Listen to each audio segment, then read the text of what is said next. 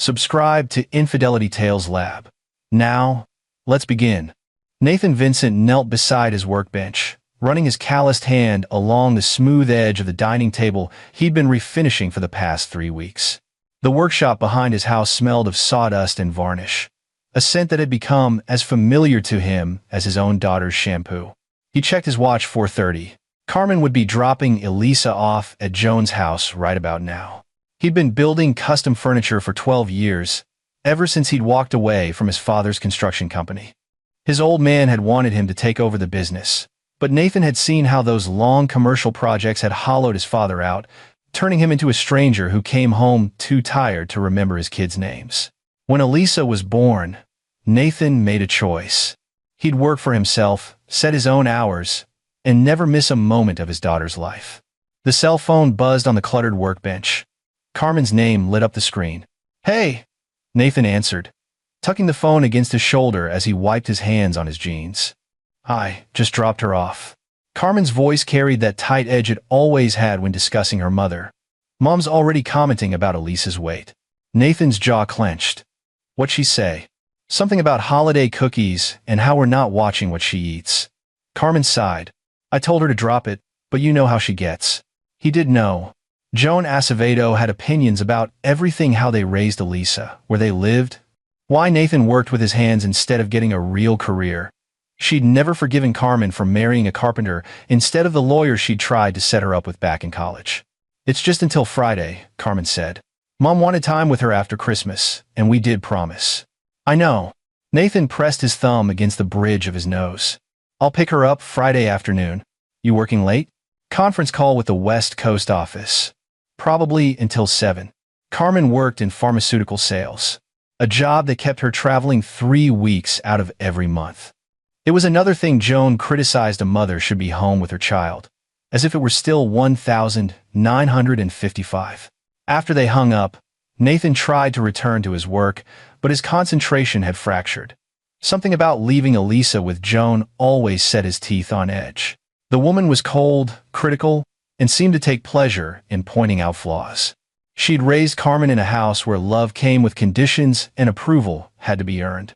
Carmen had spent years in therapy unpacking that damage. But Joan was still family, still Elisa's grandmother. And Carmen felt obligated to maintain the relationship, hoping that maybe Joan would be different with her granddaughter than she'd been as a mother.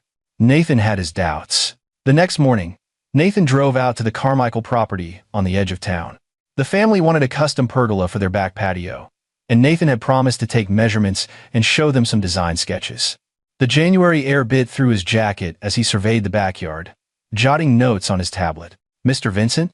He turned to find Margaret Carmichael coming down the back steps, carrying 2 mugs of coffee.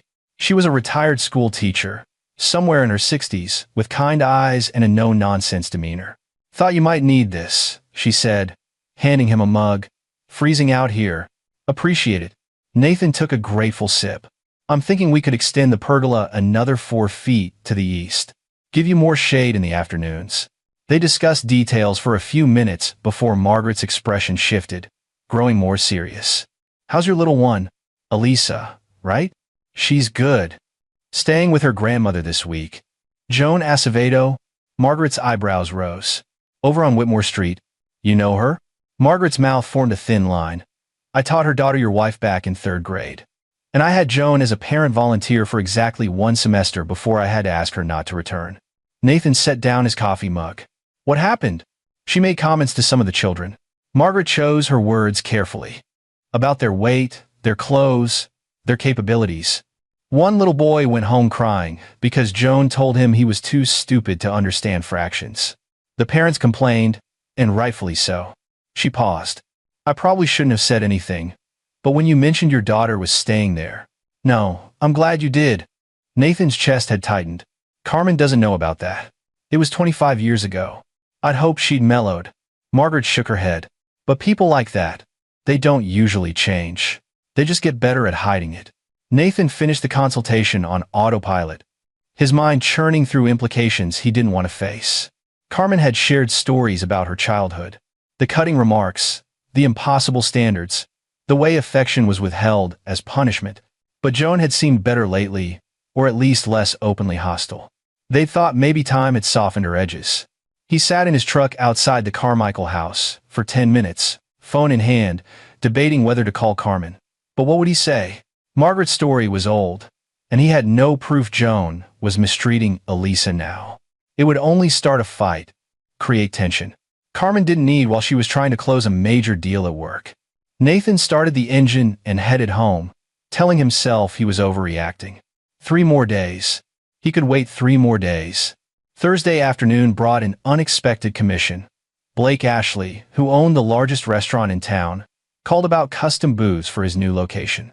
Nathan had done work for Blake before the man paid well and on time, 2 qualities Nathan valued in a client. They met at the construction site, a gutted building on Main Street that smelled of fresh drywall and paint. Blake was explaining his vision for an upscale casual atmosphere when Nathan's phone rang. Joan's number. "Excuse me," Nathan said, stepping away. "Nathan Vincent. It's Joan." Her voice was clipped, formal.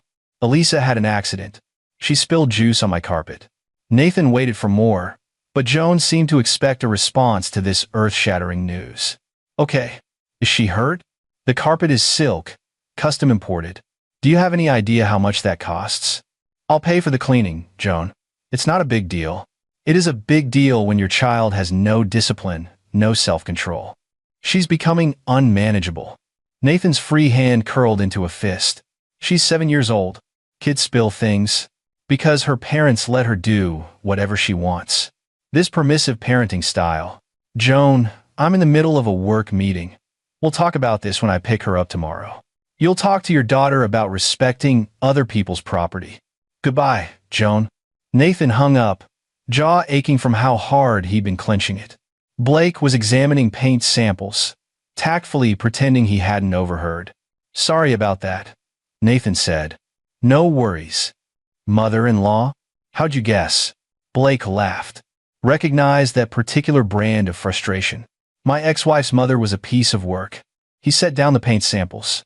"Look, I've got to run to another meeting. But I want you to know I've seen your work at the Henderson's Place and the community center. You're talented, man. Professional. Don't let family drama make you doubt that."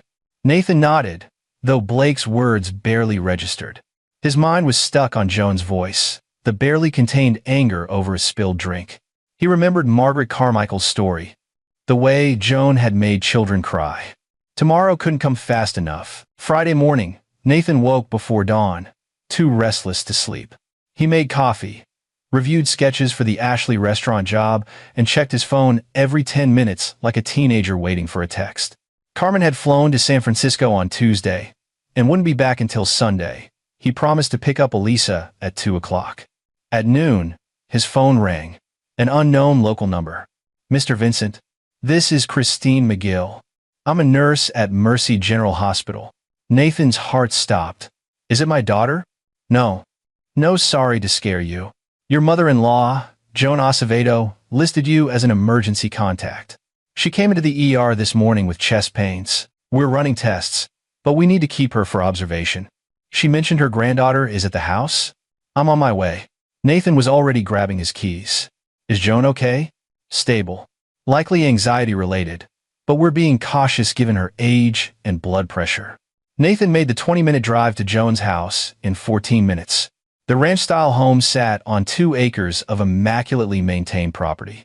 Joan's late husband had been a dentist, and she'd inherited enough money to live comfortably without ever working. She spent her days in garden clubs and volunteer organizations, where she could exercise her particular talent for judgment. He knocked on the front door. No answer. He tried the handle unlocked and stepped inside. "Elisa? Sweetheart, it's Dad." The house was quiet, eerily so. Nathan moved through the formal living room with its plastic-covered furniture and into the kitchen. Dishes in the sink, a smell of burned something lingering in the air. His unease grew. "Elisa?" A small sound from upstairs, barely audible. Nathan took the stairs 2 at a time. The guest bedroom door was closed. He opened it to find Elisa sitting on the bed, knees pulled to her chest, eyes red from crying. She wore an oversized t-shirt and sweatpants, her hair unwashed and tangled. "Hey, baby girl." Nathan crossed the room and knelt beside the bed. "I'm here." We're going home. Elisa looked at him, and something in her eyes made his blood run cold. Fear. She was afraid, and not just startled or upset, genuinely afraid. Come here. He opened his arms, and she fell into them, wrapping her small arms around his neck so tightly he could barely breathe. She was shaking. What happened? Nathan kept his voice gentle, though fury was building in his chest like a pressure system. Did Grandma do something? Elisa pulled back, and that's when Nathan saw them. Bruises on her upper arms, purple and yellow, the unmistakable shape of finger marks. Adult-sized finger marks. She said. Elisa's voice was barely a whisper. She said, I'm too fat. She made me wear something all day yesterday. To teach me a lesson. Wear what? Elisa slid off the bed and went to the closet. She pulled out a black trash bag. Nathan's vision tunneled. The room seemed to shrink and expand at the same time. He took the trash bag from his daughter's hands, saw the crude holes cut for head and arms, and something fundamental broke inside him. She made you wear this? Elisa nodded. All day. She said I looked like garbage and should dress like garbage until I lost weight. She lifted her shirt, and Nathan saw red welts across her lower back and sides, the distinctive marks of a belt. She hit me when I cried. She said I was being dramatic. Nathan pulled his daughter close again, kissing the top of her head, his mind racing through rage and calculation. Christine McGill had said Joan was stable, that her chest pains were likely anxiety-related. Good. That meant she wasn't dying. Because Nathan needed her alive for what was coming next. Pack your stuff, he said softly. We're leaving. And Elisa, you're perfect exactly as you are. Grandma is wrong. About everything. While Elisa gathered her belongings, Nathan walked through Joan's house with new eyes. He photographed the trash bag, the belt hanging in Joan's closet, the dishes piled in the sink. He opened the refrigerator and found it nearly empty, some diet drinks, wilted lettuce, expired yogurt. Had Joan been feeding Elisa properly all week? In Joan's bedroom, Nathan found her journal on the nightstand. He shouldn't read it, he knew that. But his daughter had bruises shaped like fingerprints, and all his moral boundaries had just been redrawn. He flipped through the pages. Joan's handwriting was precise, controlled, marching across the pages in neat rows. Most entries detailed gardening club meetings and grocery lists. But the entry from yesterday stopped him cold. The child is completely undisciplined. Carmen has ruined her with this modern permissive nonsense. I told Elisa she's getting fat, she needed to hear the truth. When she cried, I made her wear appropriate attire to reflect how she's treating her body. She tried to remove it, so I had to use the belt. Just as I did with Carmen. Spare the rod, spoil the child. She'll thank me when she's older and not obese like the Pierce girl down the street. Nathan took photos of the journal entry with hands that shook from the effort of staying controlled. He wanted to destroy this house, tear it apart brick by brick. Instead, he carefully returned the journal to its place and went to collect his daughter. Elisa emerged from the guest room with her small suitcase, wearing her favorite purple hoodie. Nathan took her hand. Dad? She looked up at him. Are you mad at me? No, sweetheart. I'm mad at Grandma. But not at you. Never at you. They walked out of Joan's house together. Nathan locked the door behind them, pocketing the key Joan had given them years ago. Then, he loaded Elisa's suitcase into his truck, buckled her carefully into her booster seat, and drove away from that house. But he wasn't done. Not even close. First, he needed to make sure Elisa was okay. Then he needed to call Carmen. And after that, Nathan Vincent was going to teach his mother-in-law about consequences. The hospital could keep Joan comfortable for another day or two. She'd need that rest. Because when she came home, her whole world was going to burn. Nathan took Elisa to Dr. Jerry Beard, their family physician. Jerry had delivered Elisa 7 years ago, and had watched her grow through regular checkups and the occasional strep throat. He was a thoughtful man in his 50s, soft-spoken but direct when necessary. Jerry examined Elisa with gentle efficiency, documenting the bruises on her arms, the belt marks on her torso. He measured and photographed each injury, his expression growing increasingly grim. These are going to be sore for a while, Jerry said to Elisa, offering her a lollipop from his desk drawer. But they'll heal. You're a tough kid. Elisa managed a small smile and went to the waiting area to play with the toys Jerry kept for young patients. Jerry closed the exam room door and turned to Nathan. I'm mandated to report this, Jerry said. You know that. I know. I want you to. Good. Jerry pulled out his phone. Because I'm calling Child Protective Services right now, and then I'm calling the police. Your mother-in-law committed assault and child abuse. This isn't ambiguous. Nathan nodded, his jaw tight. Part of him had wanted to handle this himself, to keep it private, to protect Carmen from the fallout. But Elisa deserved better than private family solutions to public crimes. There's something else, Nathan said, pulling out his phone. He showed Jerry the photos of the journal entry, the trash bag, the nearly empty refrigerator. She wasn't feeding her properly either. Elisa says she only got salad and diet bars all week. Jerry's expression darkened. Jesus. Okay, this is worse than I thought. How's Carmen handling this? I haven't told her yet. She's in San Francisco for work. You need to call her. Now. Before CPS or the police do. Nathan stepped into the hallway and dialed Carmen's number. It rang 4 times before going to voicemail. He tried again. Same result. He sent a text. Call me as soon as possible. About Elisa. She's okay, but we need to talk. While Jerry made his calls, Nathan sat with Elisa in the waiting room. She was arranging plastic dinosaurs in careful rows, her concentration absolute. She'd always been a methodical child, thoughtful and observant. Nathan's heart ached watching her try to create order in her small world. Dad? Elisa didn't look up from the dinosaurs. Is Grandma going to be mad? Grandma doesn't get to be mad anymore, Nathan said firmly. What she did was wrong. Very wrong. And adults who hurt kids face consequences. What kind of consequences? The serious kind. Detective Luther Higgins arrived 40 minutes later. He was a broad-shouldered man in his early 40s, with tired eyes that had seen too much. He introduced himself, shook Nathan's hand, and then knelt down to Elisa's level. Hi there, Luther said gently. I'm a police officer.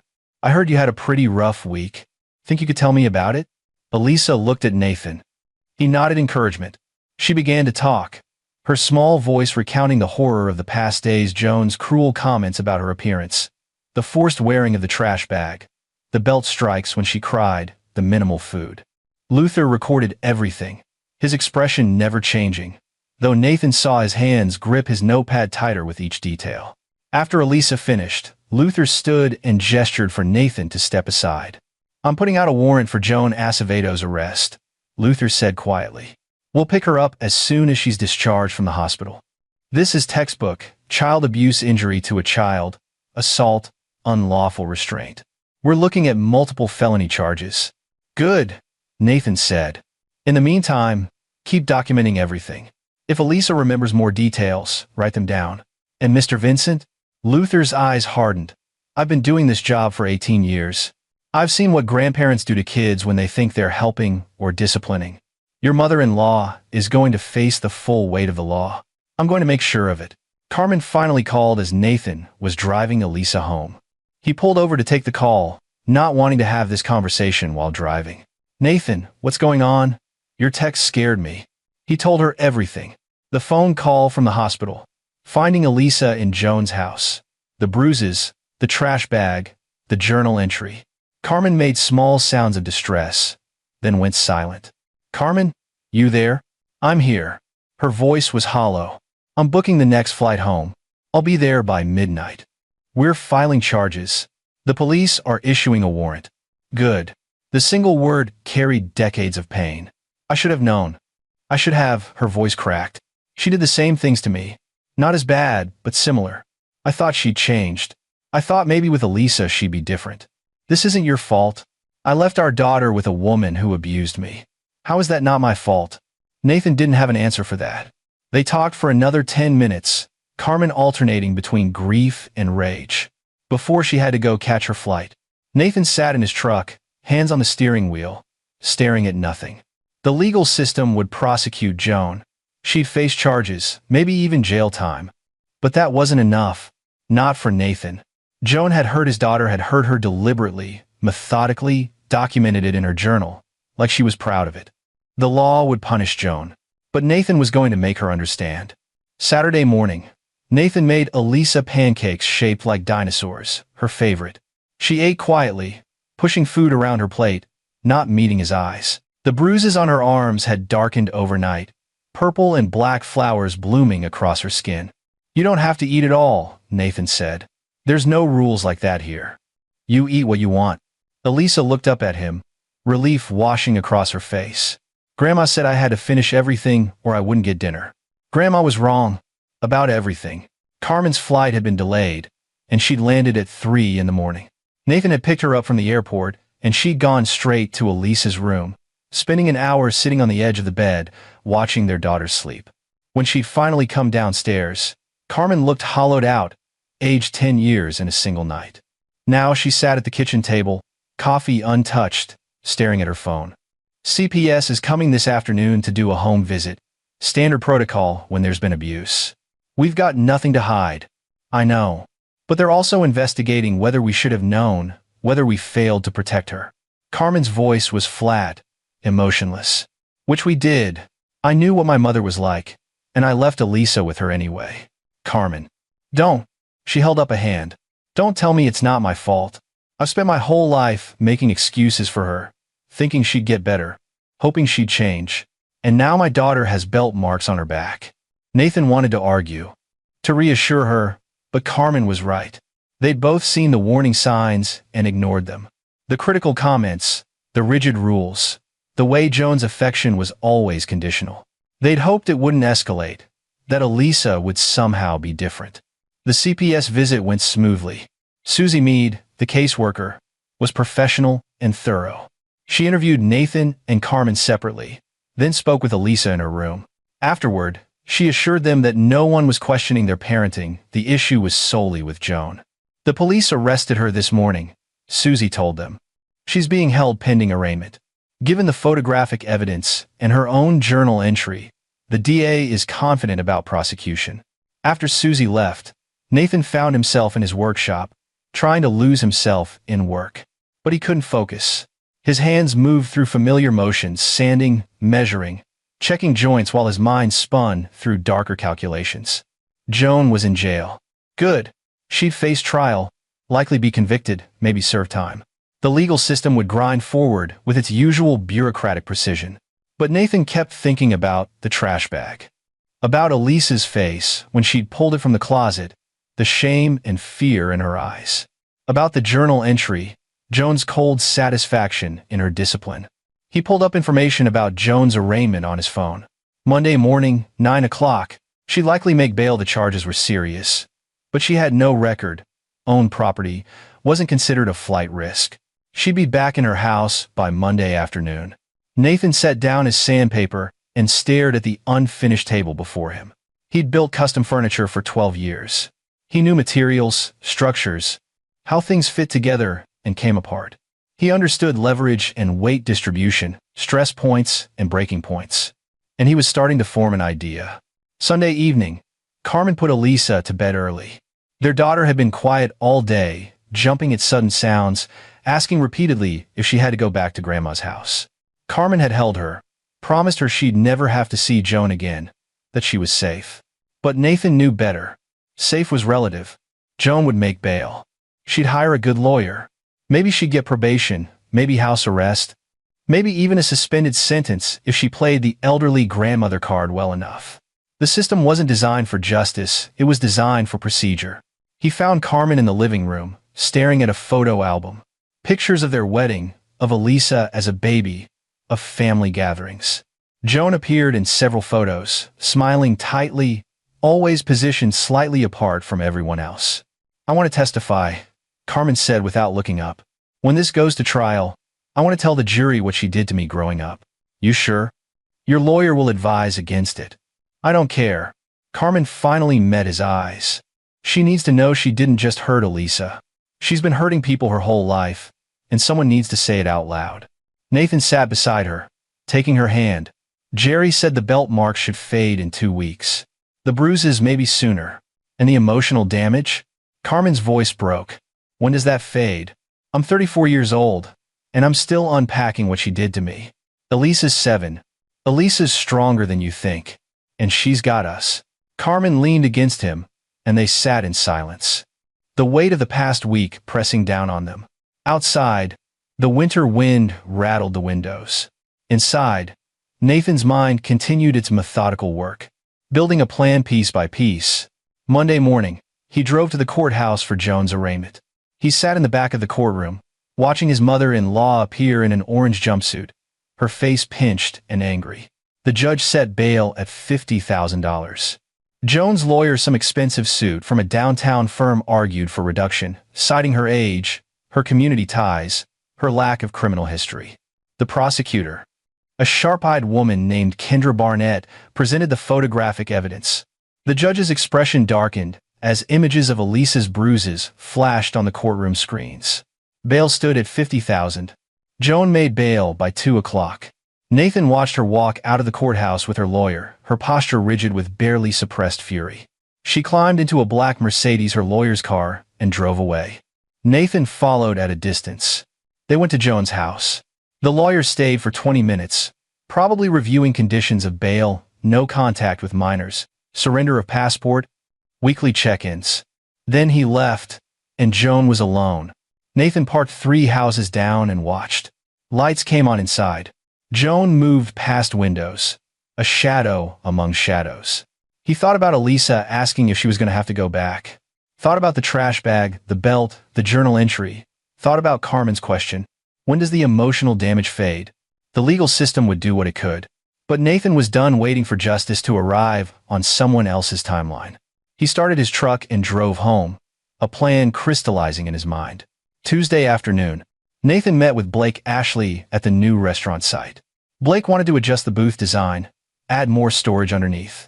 They discussed specifications for 40 minutes before Blake's phone rang. He stepped away to take the call, leaving Nathan alone in the empty dining room.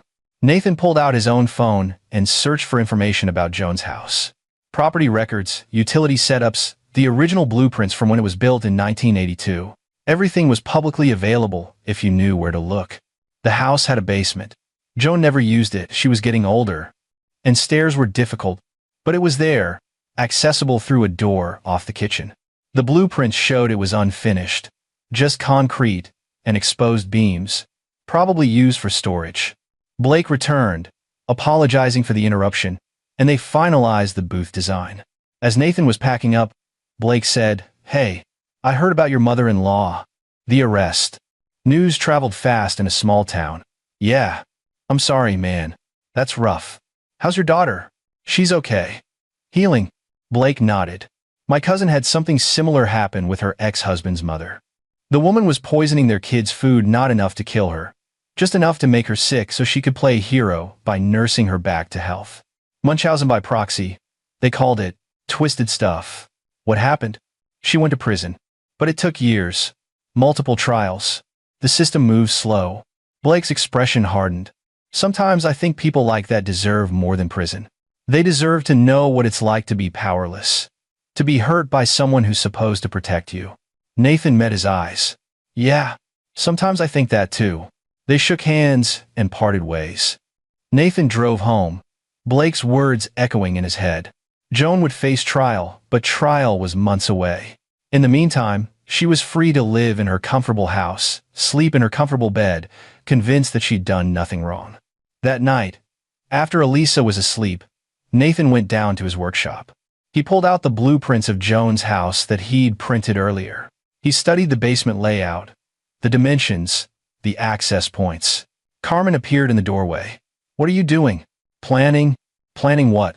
Nathan looked at his wife. "The trial's going to take months, maybe a year. Joan's lawyer will drag it out, file motions, push for delays.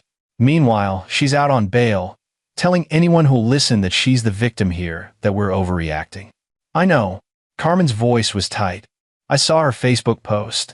She's playing the persecuted grandmother, saying she was only trying to help Elisa with her weight problem. I want her to understand, really understand what she did." Carmen stepped into the workshop, closing the door behind her. "What do you mean?" Nathan hesitated. What he was considering was illegal, dangerous, probably insane. But he kept seeing Elisa's face, the fear in her eyes when he'd found her in that bedroom. "I'm going to her house," Nathan said slowly. "I'm going to trap her the way she trapped Elisa. Make her experience what she put our daughter through." Carmen was silent for a long moment. "When?" Friday night. She has a garden club meeting until 9. I checked her calendar, she always goes. You'll need help. Carmen. She's my mother. My responsibility. If you're doing this, I'm coming with you. Nathan started to argue, then stopped. Carmen's expression was steel. This wasn't about revenge for her, it was about protecting their daughter, about finally standing up to a woman who'd controlled and damaged her for decades. Okay, Nathan said. But we do this carefully. We document everything. And when we're done, we call the police. Deal. They spent the next 2 days preparing. Nathan made discreet visits to hardware stores in neighboring towns, buying supplies with cash. A motion sensor camera, cable ties, a few other items. Nothing overtly suspicious on its own, but together they formed a toolkit for something the law wouldn't approve of. He also called Jerry Beard, asking a hypothetical question about how long someone could safely be restrained before risking serious injury. Jerry had been curious but didn't press. Nathan kept it vague, academic. Jerry gave him medical information about circulation, pressure points, time limits. Carmen, meanwhile, worked her own channels. She called Joan's neighbor, Maggie McCarty, under the pretense of checking on her mother. Maggie happily reported that Joan seemed fine, was going to garden club as usual on Friday. Carmen thanked her and hung up, sharing a loaded glance with Nathan. Everything was falling into place. Friday night arrived cold and clear. Nathan drove past Joan's house at 8:15 and confirmed her car was gone. He parked 3 blocks away, in the lot of a defunct grocery store. Carmen sat beside him, dressed in black, her face pale but determined. Last chance to back out, Nathan said. Not backing out. They walked to Joan's house through a wooded path that ran behind the properties. Nathan had scouted the route earlier, no cameras, no streetlights, minimal risk of being seen. They reached Joan's back door at 8:30. Nathan pulled out the key Joan had given them years ago. It still worked. They slipped inside, closing the door quietly behind them. The house was dark, silent. Nathan moved through it with the confidence of someone who'd memorized the layout. Carmen followed, her breathing quick and shallow. They went down to the basement. It was exactly as the blueprint showed: unfinished concrete, exposed beams, boxes of old belongings stacked against the walls. Nathan had been right. Joan never came down here. The stairs were steep and narrow, difficult for someone in their 60s. They set to work. Nathan installed the motion sensor camera in a corner, angled to capture the entire basement. He tested it twice, checking the wireless feed on his phone. Perfect. Next, he prepared the space. A single metal folding chair in the center of the room. Cable ties attached to the chair legs and support beam behind it. On the workbench against the wall, Nathan placed the trash bag, the same one Joan had forced Elisa to wear, and beside it, Joan's belt, retrieved earlier from her closet. The final touch, a small cooler containing only the items Joan had fed Elisa during her stay. Wilted lettuce, diet bars, diet drinks. Minimal, inadequate, intentionally humiliating. Carmen stood at the top of the basement stairs, keeping watch. Nathan checked his phone. 8:55. Joan would be home soon. They heard the car pulling into the garage at 9 to 10. Nathan and Carmen moved quickly, positioning themselves on either side of the door to the garage. Joan entered through the kitchen, humming something tuneless, flipping on lights. She set her purse on the counter. "Hello, Joan," Nathan said from behind her. She spun, eyes wide. "What are you? You can't be here. I have a restraining order." "No, you don't," Carmen said, stepping into view. "You have bail conditions that say you can't contact Elisa." "We're not Elisa." Joan's face flushed with anger. "Get out of my house, or I'm calling the police." "Go ahead." Nathan gestured to her phone. "But first, let's have a conversation about what you did to my daughter." "I disciplined her. That's what grandparents do when parents fail. You forced her to wear a trash bag. You beat her with a belt. You starved her." "I did not starve. She's overweight. She needed to learn." Carmen moved fast, grabbing her mother's arm. Joan tried to pull away, but Nathan was already there, his carpenter's hands strong and sure. Together, they guided Joan toward the basement door. "What are you doing? Let me go. You're going to experience what you put Elisa through," Nathan said calmly. "Just for a few hours. Then we're calling the police, and you're going to tell them everything. And if you don't, the camera down there will." They brought her down the basement stairs, Joan fighting and cursing the entire way. Nathan secured her to the chair with the cable ties. Tight enough to restrain, but not tight enough to cut off circulation. He'd researched this carefully. Joan screamed threats and obscenities. Her face twisted with rage. Carmen picked up the trash bag. "Put this on." "I will not. You made a 7-year-old child wear this. All day.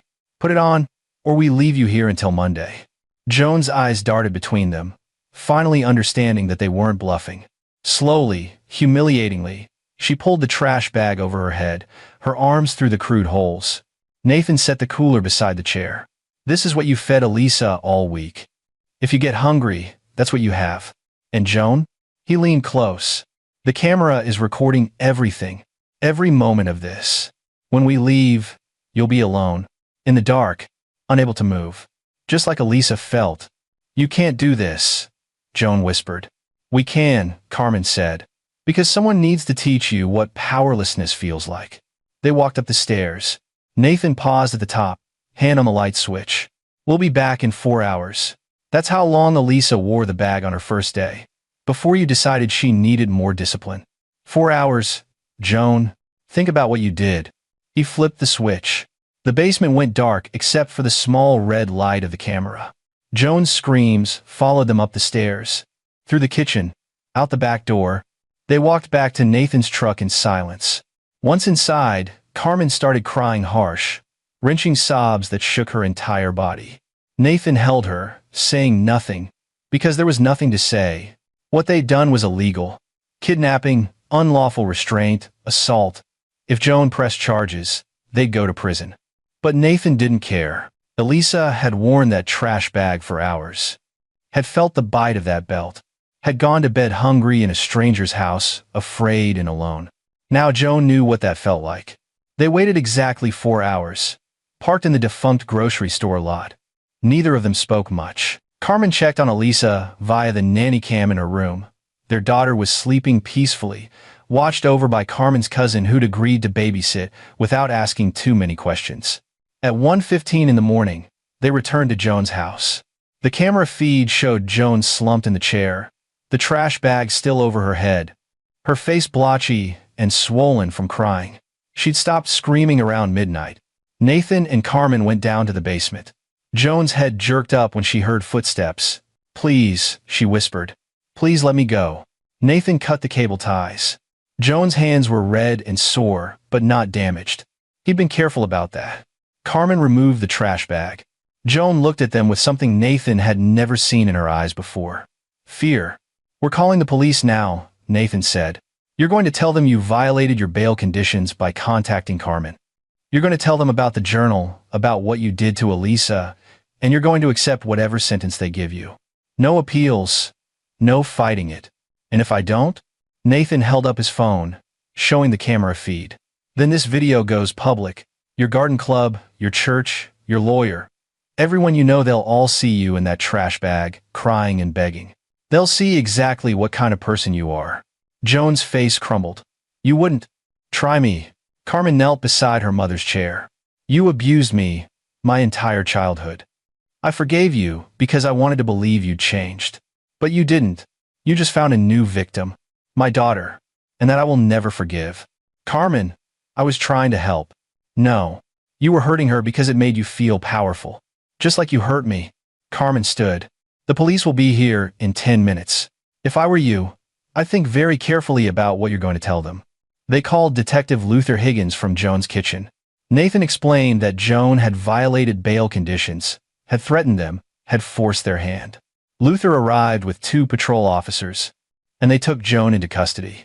As she was being let out in handcuffs, Joan turned to Nathan. "You're going to prison for this." "Maybe," Nathan said, "but so are you." The truth came out more slowly than Nathan expected. Joan, true to her nature, tried to press charges for kidnapping and assault. But when the prosecutor reviewed the camera footage which Nathan provided voluntarily and saw Joan in the trash bag, saw her screaming the same thing she'd said to Elisa, the charges were quietly dropped. Kendra Barnett, the prosecutor, met with Nathan and Carmen privately. "What you did was illegal," she said bluntly. "No question. But Joan's lawyer has advised her not to pursue it. They've seen the video. They know how it would play to a jury. So she's just getting away with everything? Carmen's voice was sharp. No. She's pleading guilty to 3 counts of injury to a child, assault, and unlawful restraint. 5 years in state prison. No possibility of early release. Kendra's expression softened. The judge saw the video too. Off the record, he told me he wished he could sentence her to 5 years. Nathan did the math. Joan was 62. She'd be 67 when she got out, an old woman, marked forever as a child abuser. Elisa would be 12. Nearly a teenager. Safe. It would have to be enough. The trial came and went with surprising speed. Joan's guilty plea eliminated the need for testimony, which meant Elisa didn't have to face her grandmother in court. Jerry Beard submitted his medical report. The photographs spoke for themselves. The judge handed down the sentence with barely concealed disgust. Carmen and Nathan sat in the courtroom, holding hands as Joan was led away. She didn't look at them, didn't look at anyone. Just shuffled out in her orange jumpsuit, smaller somehow than she'd been. Afterward, outside the courthouse, Carmen said, "I thought I'd feel better after she was sentenced. But you don't? I feel empty. Like I've been carrying this weight for so long that now that it's gone, I don't know what to do." Nathan pulled her close. "You heal. We all heal." 3 months later, Nathan finished the custom booze for Blake Ashley's restaurant. The grand opening was a success, packed house. Rave reviews. Blake grinning like a kid on Christmas morning. He found Nathan near the bar and shook his hand firmly. "This is amazing work, man. Exactly what I envisioned. Glad you're happy with it." Blake lowered his voice. "I heard about your mother-in-law. The sentence. News travels. It does. And people are talking about what you did. Some think you went too far." Blake's eyes glinted. "Personally, I think you showed incredible restraint. 4 hours. I'd have left her for 4 days." Nathan didn't respond to that. He'd made his peace with what he'd done, but he wasn't proud of it. Wasn't ashamed either. It simply was a moment of rage channeled into action. Consequences be damned. At home, Elisa was thriving. She'd started seeing a therapist, a kind woman named Rhonda Elliott who specialized in childhood trauma. The bruises had faded. The belt marks were gone. But the real healing was internal. Invisible, measured in small victories. Elisa laughed more now. She ate without asking permission. She didn't flinch at sudden movements. One evening, Nathan found her in the living room, working on a drawing. She'd been in an art phase lately, filling sketchbooks with elaborate scenes of dinosaurs and castles. "What are you making?" he asked. "A picture of our family." She held it up. 3 figures, Nathan, Carmen, and Elisa standing in front of a house. Notably absent, any 4th figure. "Looks perfect," Nathan said. "It is perfect, because we're safe." Nathan kissed the top of her head, emotion threatening to overwhelm him. "Yeah, baby girl, we're safe." Joan served her 5 years without incident. She was a model prisoner, quiet, compliant, participating in every rehabilitation program offered. When she was released, she moved to a different state, somewhere far from her former life. Carmen heard through distant relatives that Joan had gotten a job at a library, lived in a small apartment, kept to herself. No one from the old garden club or church had stayed in touch. Her friends, such as they were, had abandoned her when the truth came out. Nathan didn't follow Joan's post-prison life. As far as he was concerned, she'd ceased to exist the moment the judge's gavel fell. She was a ghost, a cautionary tale, a problem solved. Elisa, now 12, had grown into a confident, thoughtful young woman.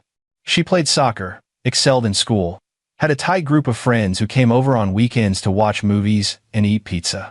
She told her therapist that she barely remembered what happened at her grandmother's house, the mind's merciful way of protecting itself from trauma. But sometimes late at night, Nathan would see her standing in her doorway, checking that he and Carmen were still downstairs, still there, still protecting her. The wariness never fully left. Trauma didn't work that way. On the 5-year anniversary of Joan's sentencing, Carmen and Nathan took Elisa on a trip to the coast. They spent a week at a beach house, doing nothing but swimming, reading, and watching the sunset. On the last night, they had a bonfire on the beach. Elisa poked the fire with a stick, watching sparks spiral into the dark sky. "Mom, can I ask you something?" "Anything," Carmen said. Why did Grandma hate me? Carmen was quiet for a long moment. Nathan reached for her hand, offering silent support. She didn't hate you, Carmen finally said. She hated herself. And people who hate themselves sometimes hurt the people around them to feel better. It's not an excuse. It's just an explanation. Did she hurt you too? Yes. I'm sorry. Don't be sorry, sweetheart. It's not your fault. Carmen pulled Elisa close. The important thing is that you're safe now. We made sure of that. Elisa leaned against her mother, and they sat like that for a while, three silhouettes against the firelight, bound together by shared survival.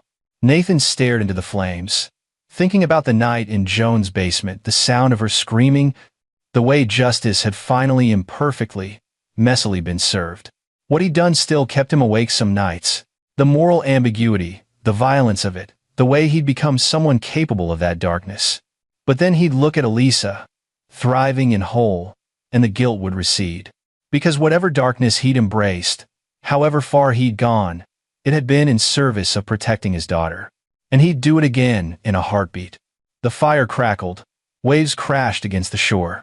Somewhere far away, in a small apartment in a forgettable town, Joan Acevedo lived with the consequences of her actions. And here, on this beach, her victims built something new from the ashes she'd left behind. It wasn't a perfect ending. There were scars, visible and invisible, that would never fully fade. But it was their ending, hard-won and honestly earned.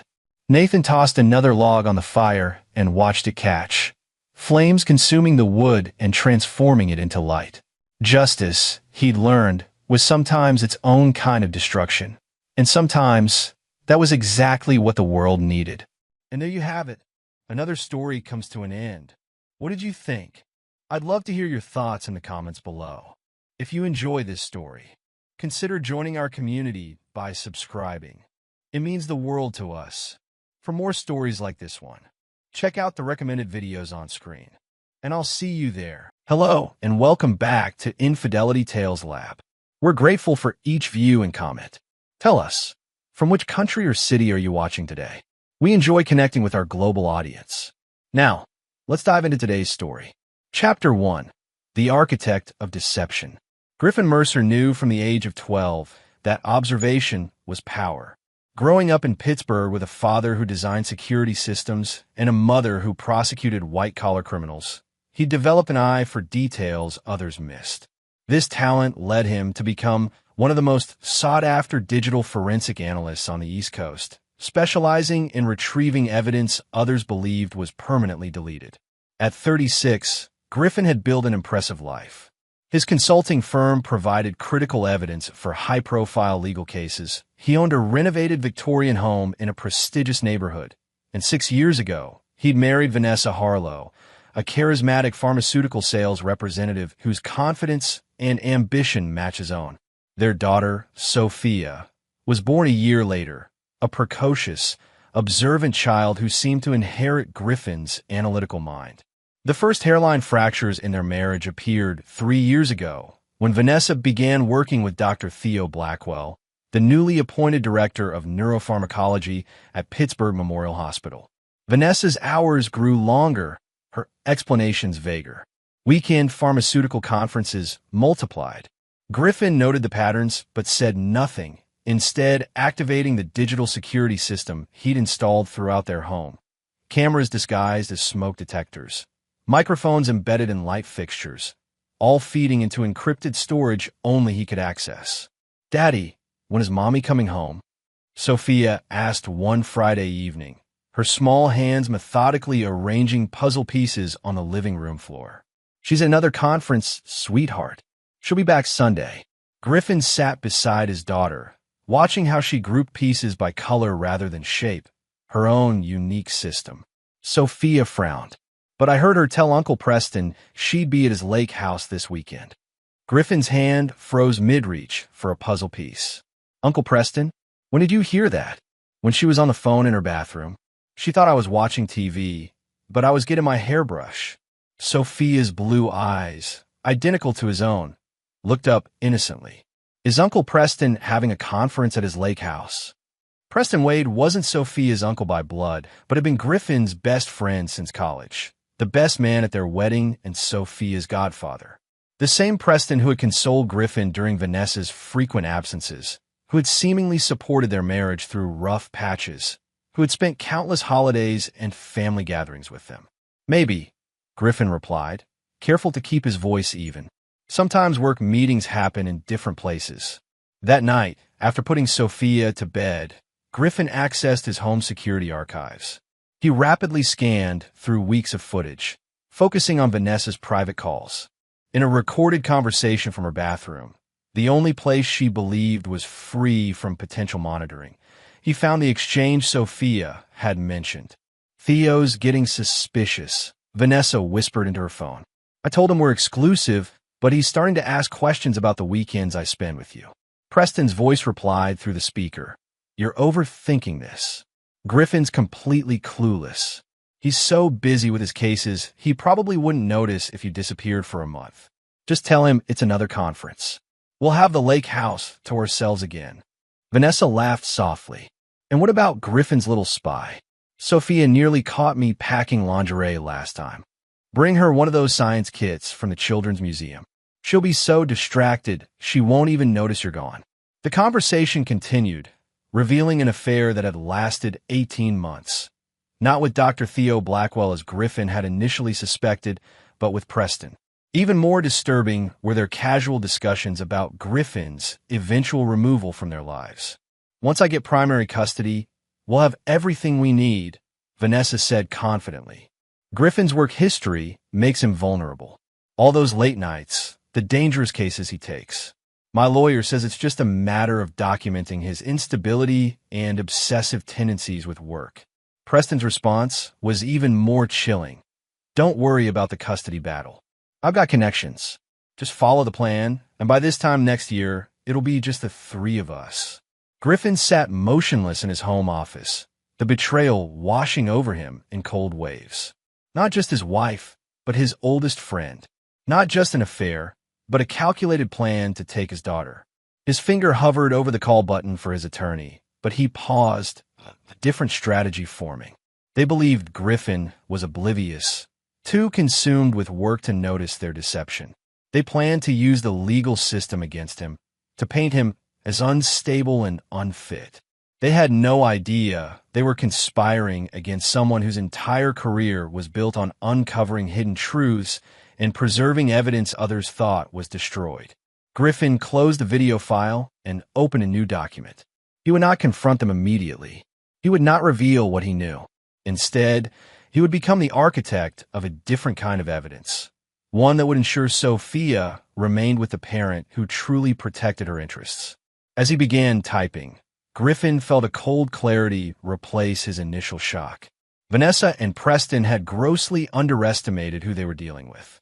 They thought themselves clever conspirators, but they were merely amateurs playing a game whose rules Griffin had mastered long ago. The true battle hadn't even begun. Chapter 2. Digital Footprints. For 3 months, Griffin Mercer lived a carefully choreographed double life. To Vanessa, he remained the seemingly oblivious husband, working long hours and expressing only mild concern about her frequent absences. Meanwhile, he constructed an elaborate digital framework that documented every aspect of her betrayal. Griffin installed specialized software on Sophia's tablet, a birthday gift Vanessa had insisted their daughter needed, that mirrored all activity to his secure server.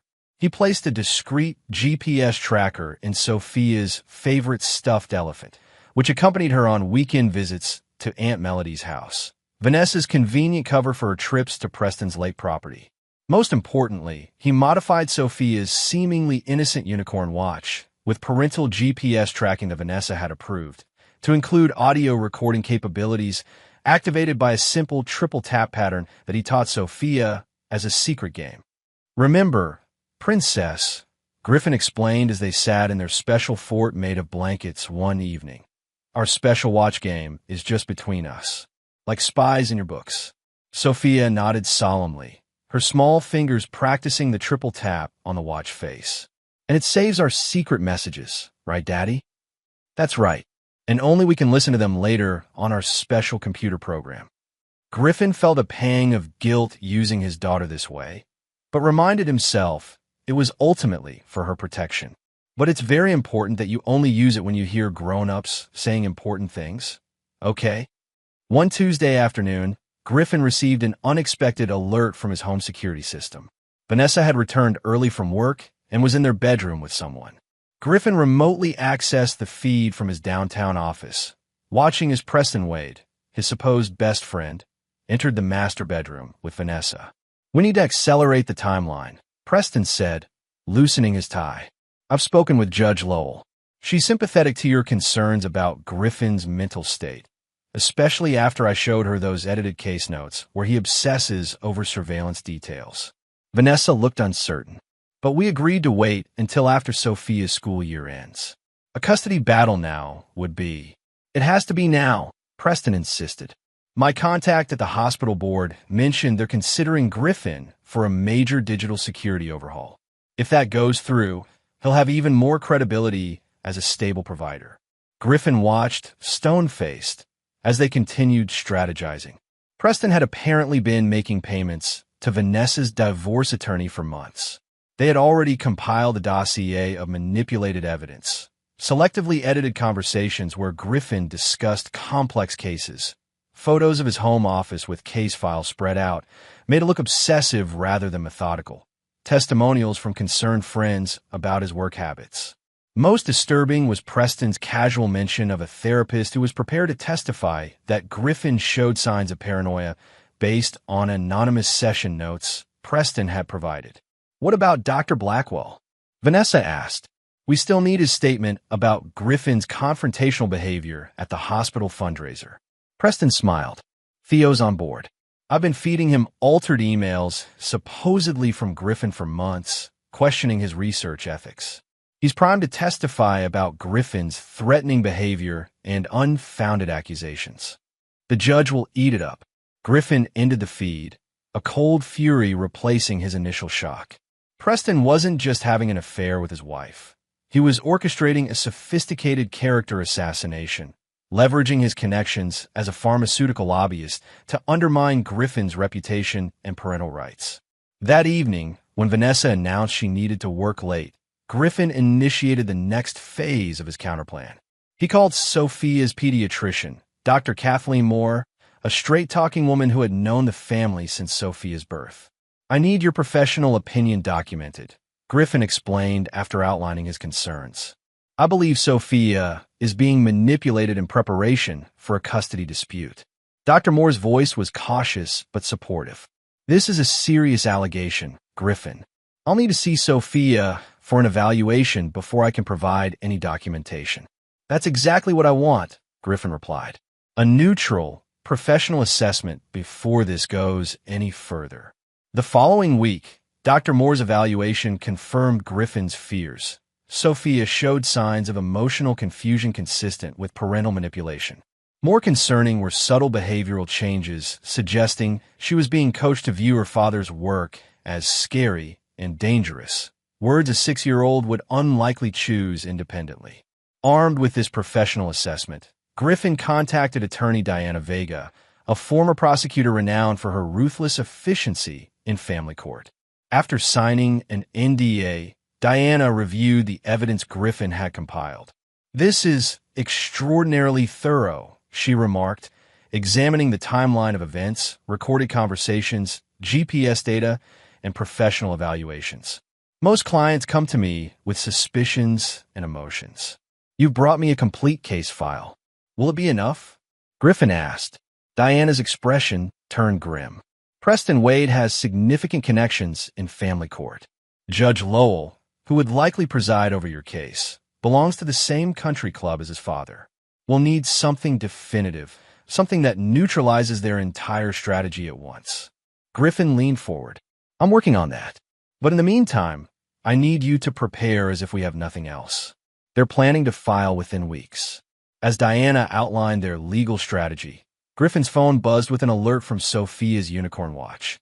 The audio file contained a conversation between Vanessa and Preston while driving Sophia to ballet class. "Need to get her comfortable with the idea of calling you daddy after the custody hearing," Vanessa was saying. "I've been telling her stories about how you'll all live at the lake house. What about Griffin? Preston asked. Kids get attached to their fathers. I've been working on that too. Telling her that Daddy's work makes him see bad things that aren't really there. That sometimes he makes up stories because of his job looking for bad people. Vanessa's voice lowered. She's starting to believe it. Yesterday, she asked me if Daddy was sick in his mind because he always checks the locks twice. Griffin ended the recording, his resolve hardening. In their arrogance, they had underestimated two crucial factors: Griffin's technological expertise and, more importantly, Sophia's intelligence. They were so focused on manipulating the system that they failed to consider that Sophia herself might become their greatest obstacle. That night, as Griffin tucked Sophia into bed, she looked up at him with solemn eyes. Daddy, Mommy says you see things that aren't really there because of your job. Is that true? Griffin carefully controlled his expression. My job is to find things that are hidden, Sophia. Things that are real, but that some people try to hide. It's like being a detective. Sophia considered this, then nodded. Like when I hide things under my bed, but you always find them? Exactly like that, Griffin said, smiling despite the heaviness in his chest. I find things that are really there, even when people think they're hidden. I think I want to do your job when I grow up, Sophia declared, clutching her stuffed elephant. You already have a good start, Griffin replied, tapping her unicorn watch gently. You're very good at noticing important things. As Sophia drifted to sleep, Griffin returned to his hidden office behind the bookshelves in his study, a room whose existence Vanessa had forgotten years ago. Inside, he activated a program that would begin the final phase of his countermeasure, a comprehensive digital trap designed to capture the true nature of those conspiring against him. The pieces were in place. Now he simply had to wait for his opponents to make their move. Chapter 3. The First Hearing. The custody hearing arrived faster than Griffin anticipated. Vanessa filed emergency motions claiming Griffin's increasingly erratic behavior posed a danger to Sophia. Judge Helen Lowell, exactly as predicted, was assigned to the case, her connection to Preston's family securing the favorable appointment. This is a clear ambush tactic, Diana Vega fumed as they prepared in a conference room at the courthouse. Emergency motions are for immediate danger, not manufacture concerns. Griffin remained calm, reviewing their response documents. It's actually better this way. They've shown their hand early. The courtroom was more crowded than typical for an initial hearing. Griffin noticed several colleagues from the hospital board where Preston lobbied, positioned strategically in the gallery. Dr. Theo Blackwell sat directly behind Vanessa's attorney, his expression professionally concerned. Even Vanessa's parents, Lawrence and Marilyn Harlow, who had always treated Griffin with polite distance, were present, their matching expressions of grave worry clearly rehearsed. Judge Lowell entered, her gaze briefly meeting Preston's before she took her seat. We're here on case number 2023, FC 1078, Emergency Custody Modification. I understand Mrs. Mercer is seeking temporary full custody pending evaluation. Vanessa's attorney, Maxwell Thornton, whose retainer Griffin had tracked to Preston's offshore account, stood confidently. Yes, Your Honor. Mrs. Mercer has documented concerns about Mr. Mercer's increasingly paranoid behaviors, including intrusive surveillance and psychological manipulation of their daughter. Griffin watched Vanessa's performance with clinical detachment. Her navy dress and minimal jewelry projected appropriate maternal concern. Her expression cycled perfectly between worry and reluctance, a woman forced to take drastic action to protect her child. Judge Lowell turned to Diana. Counselor Vega, your response? Diana stood, her posture impeccable. Your Honor, we categorically deny these allegations and question both their timing and motivation. Mrs. Mercer's emergency petition conveniently omits her 18-month extramarital affair with Mr. Preston Wade, Mr. Mercer's former friend and Sophia's godfather, and their coordinated efforts to alienate Mr. Mercer from his daughter. A murmur ran through the courtroom. Vanessa's composed facade cracked momentarily before she leaned to whisper frantically to her attorney. Maxwell recovered quickly. Your Honor, These inflammatory and unsubstantiated accusations are precisely why we're concerned about Mr. Mercer's state of mind. He's creating elaborate conspiracy theories to explain normal co-parenting disagreements. Diana smiled thinly. We have substantial evidence, Your Honor. However, before presenting it, we request Dr. Kathleen Moore be permitted to testify regarding her professional evaluation of Sophia. Judge Lowell frowned, clearly annoyed by this deviation from her expected script. This is highly irregular for an emergency hearing, Counselor. As is filing emergency motions without genuine emergency circumstances, Diana countered smoothly. Dr. Moore is Sophia's pediatrician since birth with significant concerns about recent behavioral changes. After brief arguments, Judge Lowell reluctantly allowed Dr. Moore's testimony. The pediatrician's professional reputation made her difficult to dismiss, particularly with several medical board members in attendance. Dr. Moore's testimony was measured but damning. She detailed specific behavioral changes in Sophia consistent with parental alienation tactics. She described Sophia's confusion about her father's character, believing her previously beloved father was suddenly dangerous and sick in the mind. In my professional opinion, Dr. Moore concluded, Sophia is being systematically coached to fear her father, despite having no history of such fear in her previous 6 years. This represents a concerning form of emotional manipulation that could cause lasting psychological harm. Maxwell attempted to undermine Dr. Moore's testimony by suggesting she had limited information and that Griffin, as the technically sophisticated parent, could have manipulated Sophia's perceptions of events. Judge Lowell appeared receptive to this line of questioning, her occasional glances toward Preston growing more frequent.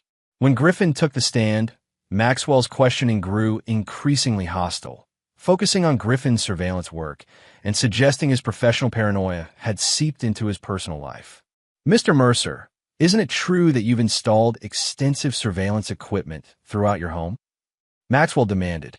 Yes, as a security consultant, I maintain appropriate security measures, Griffin replied evenly. Including recording devices in your 6-year-old daughter's bedroom. There are security cameras in common areas of our home, including hallways outside bedrooms, with appropriate privacy protocols, Griffin clarified. These were installed with my wife's full knowledge and consent when Sophia was an infant, and we've maintained them for general home security. Maxwell produced a document with a flourish. Yet according to this psychiatric evaluation, you display symptoms consistent with surveillance-related paranoia and obsessive tendencies that could be harmful to a child's development. Griffin examined the document, noting immediately that it was signed by Dr. Raymond Foster, a psychiatrist he had never met. I've never been evaluated by this doctor. Perhaps not formally, Maxwell conceded with a smile, but Dr. Foster has reviewed extensive documentation of your behavior patterns provided by concerned individuals in your circle. Judge Lowell interjected. Mr. Mercer, are you denying that your work involves surveillance and security measures that might appear unusual to others? The leading question confirmed what Griffin already knew. The judge was not an impartial arbiter in this case. He glanced at Diana, who gave a subtle nod. Your Honor, Griffin replied carefully, my work involves digital forensics and security analysis. These skills have made me particularly attentive to unusual patterns in my personal life, including my wife's extended absences, secretive communications, and recent efforts to alienate our daughter from me. Maxwell pounced. So you admit to monitoring your wife's movements and communications? This is precisely the controlling behavior Mrs. Mercer has cited as concerning. Before Griffin could respond, the courtroom door opened, and a court officer escorted Sophia inside. The child looked nervous but determined, her unicorn watch prominently displayed on her small wrist. Behind her walked the court-appointed guardian ad litem, Monica Reeves, whose expression suggested something unexpected had occurred during her interview with Sophia. Your Honor, Monica addressed the court, I apologize for the interruption, but Sophia has been insistent about speaking with you directly. Given the circumstances of this case, I believe it would be appropriate to hear what she has to say. Judge Lowell appeared conflicted. Allowing a 6-year-old to speak in court was unusual, but denying her might appear prejudicial, particularly with so many observers present. "Very well," she finally said. "Given the child's age, I'll speak with her in my chambers with both attorneys present." "No." Sophia's voice was surprisingly firm. "I need to show everyone something important." On Mommy's phone, the courtroom fell silent. Vanessa's face drained of color. Judge Lowell studied the determined child. "Young lady, what is it you need to show us?" Sophia stepped forward, her voice trembling slightly but clear. "I found videos on Mommy's phone. Uncle Preston told Mommy to say bad things about Daddy that aren't true. They practiced what to say to the judge." She turned to Griffin. "I remembered our special game, Daddy. I triple-tapped my watch when they were talking. But then I found Mommy's phone had videos, too." Griffin felt a surge of pride mixed with concern. Sophia had gone beyond their spy game and taken initiative in a way he hadn't anticipated. Vanessa stood abruptly. "This is ridiculous. She's just repeating what Griffin coaches say. Children shouldn't be involved in." "I didn't want to steal, Mommy," Sophia interrupted, tears forming in her eyes. "But you and Uncle Preston said Daddy is sick and dangerous, and I'd never see him again. You said the judge would believe you because Uncle Preston's daddy plays golf with her." The courtroom erupted in murmurs. Judge Lowell's face flushed as she banged her gavel repeatedly. "I think," Diana Vega said into the momentary silence that followed, "that we should view whatever evidence Sophia has brought forward and then perhaps discuss the appropriate boundaries of judicial relationships." Monica Reeves stepped forward. "Your Honor, I've reviewed the video in question as part of my duties. I can confirm it shows Mrs. Mercer and Mr. Wade coaching each other on testimony, discussing their relationship, and explicitly mentioning connections to influence this proceeding." Judge Lowell's expression had transformed from irritation to alarm as the implications for her judicial reputation became clear. "This court will take a 30-minute recess. Counsel for both parties, Ms. Reeves, and court IT personnel will review this evidence immediately in the conference room. The child will remain with court services during this time." As they filed out, Griffin caught Vanessa's venomous glare. For the first time, she seemed to truly see him, not as the oblivious husband she could manipulate, but as a formidable opponent who had anticipated her every move. But even Griffin hadn't anticipated Sophia's decisive intervention. His daughter had just changed the entire trajectory of the case, with a courage and clarity that left him both proud and shaken. The real battle was only beginning. Chapter 4. Realignment of Forces. The courthouse conference room crackled with tension as Judge Lowell, both legal teams, and the court's IT specialist huddled around a monitor displaying Sophia's evidence. The first video, taken from Vanessa's phone, showed her in Preston in what appeared to be a hotel room, rehearsing her testimony about Griffin's dangerous obsessions and psychological manipulation. "No, that doesn't sound convincing," Preston critiqued in the video. "You need to tear up when you mention how he tracks Sophia's movements. Make it about fear, not control." Vanessa practiced again, her performance more emotional. "I became terrified when I discovered hidden cameras throughout our home. What kind of father monitors his child's every move?" Preston nodded approvingly. "Much better." Lowell responds to maternal instinct narratives. Her rulings consistently favor mothers who demonstrate appropriate emotional distress. The video continued with explicit discussion of how they had manipulated Sophia to fear her father, including Preston suggesting specific phrases for Vanessa to teach the child. Most damning was their casual mention of Judge Lowell's connection to Preston's family and their certainty of a favorable ruling. The second piece of evidence was audio from Sophia's unicorn watch, a conversation between Preston and Vanessa while they thought Sophia was asleep in the back seat of Preston's car. "Once Griffin's out of the picture, we'll need to get Sophia into therapy with someone who'll document any concerning statements about missing her father," Preston was saying. "I've already spoken with Caroline Bennett. She'll guide the sessions toward appropriate conclusions if we get her on retainer before the final custody determination." "What if Sophia doesn't cooperate?" Vanessa asked. "She's stubborn like Griffin sometimes." "Kids are adaptable. Once she understands her father isn't coming back, she'll adjust." My contact at the pharmaceutical board assures me Griffin won't find work in Pittsburgh after we're done. He'll have to relocate, and distance will do the rest. Judge Lowell stopped the playback, her expression thunderous. Ms. Reeves, please confirm the authenticity of these recordings. Monica Reeves nodded. The court's technical expert has verified they haven't been altered. The timestamps and metadata are consistent with Mrs. Mercer's own devices. Your Honor, Maxwell began desperately. Children often misinterpret adult conversations. Without proper context. The context seems remarkably clear. Counselor, Judge Lowell interrupted, her voice ice-cold. I'm recusing myself from this case, effective immediately, due to the apparent conflict of interest. Additionally, I'm referring this matter to the Judicial Ethics Committee and the District Attorney's Office for investigation of potential witness tampering and conspiracy to commit fraud upon the court. She turned to the court clerk. Please have Judge Rodriguez assume this case immediately and arrange for Mrs. Mercer and Mr. Wade to remain in the building pending potential contempt proceedings. As Judge Lowell stormed out, Maxwell Thornton approached Diana with a considerably diminished demeanor. We should discuss settlement terms. Diana's smile was shark-like. I'm afraid that opportunity passed when your clients involved a 6-year-old child in their machinations. Mr. Mercer is no longer interested in negotiation.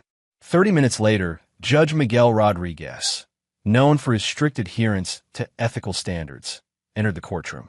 After reviewing the evidence and hearing abbreviated arguments, he issued an immediate temporary order granting Griffin full custody of Sophia, with Vanessa limited to supervised visitation pending criminal investigation of her conduct. As court adjourned, Griffin knelt to embrace Sophia, who ran to him from the court officer's care. You did something very brave today, he told her gently. I'm so proud of you. Sophia's small arms tightened around his neck. Uncle Preston said you wouldn't be my daddy anymore. But that was a lie, right? A complete lie, Griffin assured her. I will always be your daddy, no matter what. As they prepared to leave, Preston Wade was being escorted from the building by sheriff's deputies. His carefully cultivated image of successful pharmaceutical lobbyist had crumbled into that of a desperate man facing potential criminal charges. He locked eyes with Griffin briefly, his expression a mixture of hatred and disbelief. Griffin merely nodded once, acknowledgement of an opponent utterly defeated, before turning away. Preston had underestimated not only Griffin's capabilities, but also the bond between father and daughter. It was a miscalculation that would cost him everything. Later that evening, as Sophia slept in her room, truly safe for the first time in months, Griffin received a call from Diana. Vanessa's attorney reached out again, she reported.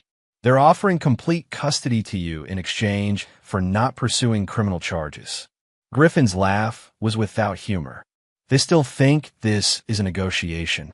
What's your next move? Diana asked. Griffin looked at the wall of his home office, where he'd assembled a comprehensive map of Preston's professional network. The pharmaceutical executives, hospital administrators, and political figures who had built their careers on Preston's influence. Influence that, unbeknownst to them, Griffin had spent months documenting in excruciating detail. Preston and Vanessa conspired to take my daughter by manipulating the legal system, Griffin replied calmly. They were willing to destroy my relationship with Sophia, my professional reputation, and my future. This was never just about custody.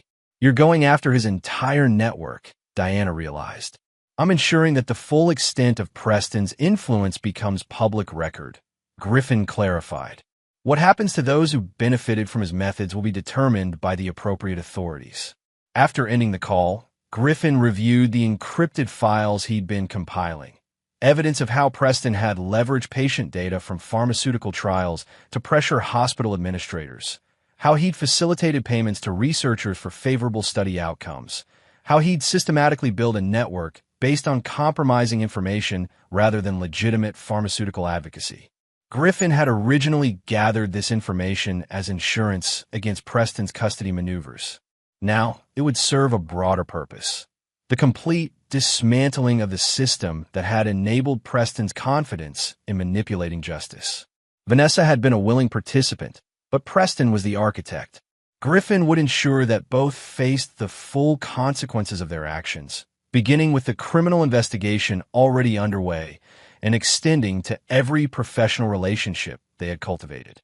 As he uploaded select documents to secure servers designated for the district attorney's investigation, Griffin felt no satisfaction, only resolute determination. This wasn't about revenge. It was about justice, about protecting Sophia, and about ensuring that systems meant to protect children couldn't be corrupted by influence and deception. The fact that this justice would utterly destroy Preston Wade and everyone who had enabled him was simply an inevitable consequence. Chapter 5. The Counteroffensive. 3 weeks after the dramatic courtroom revelation, Griffin sat in District Attorney Eleanor Vasquez's office, surrounded by evidence binders he had meticulously prepared. Eleanor, a career prosecutor with a reputation for incorruptibility, reviewed the final document with raised eyebrows. "This goes well beyond witness tampering and attempted custody fraud," she observed, closing the binder. "You've documented what appears to be a systematic pattern of corruption across multiple institutions." Griffin nodded.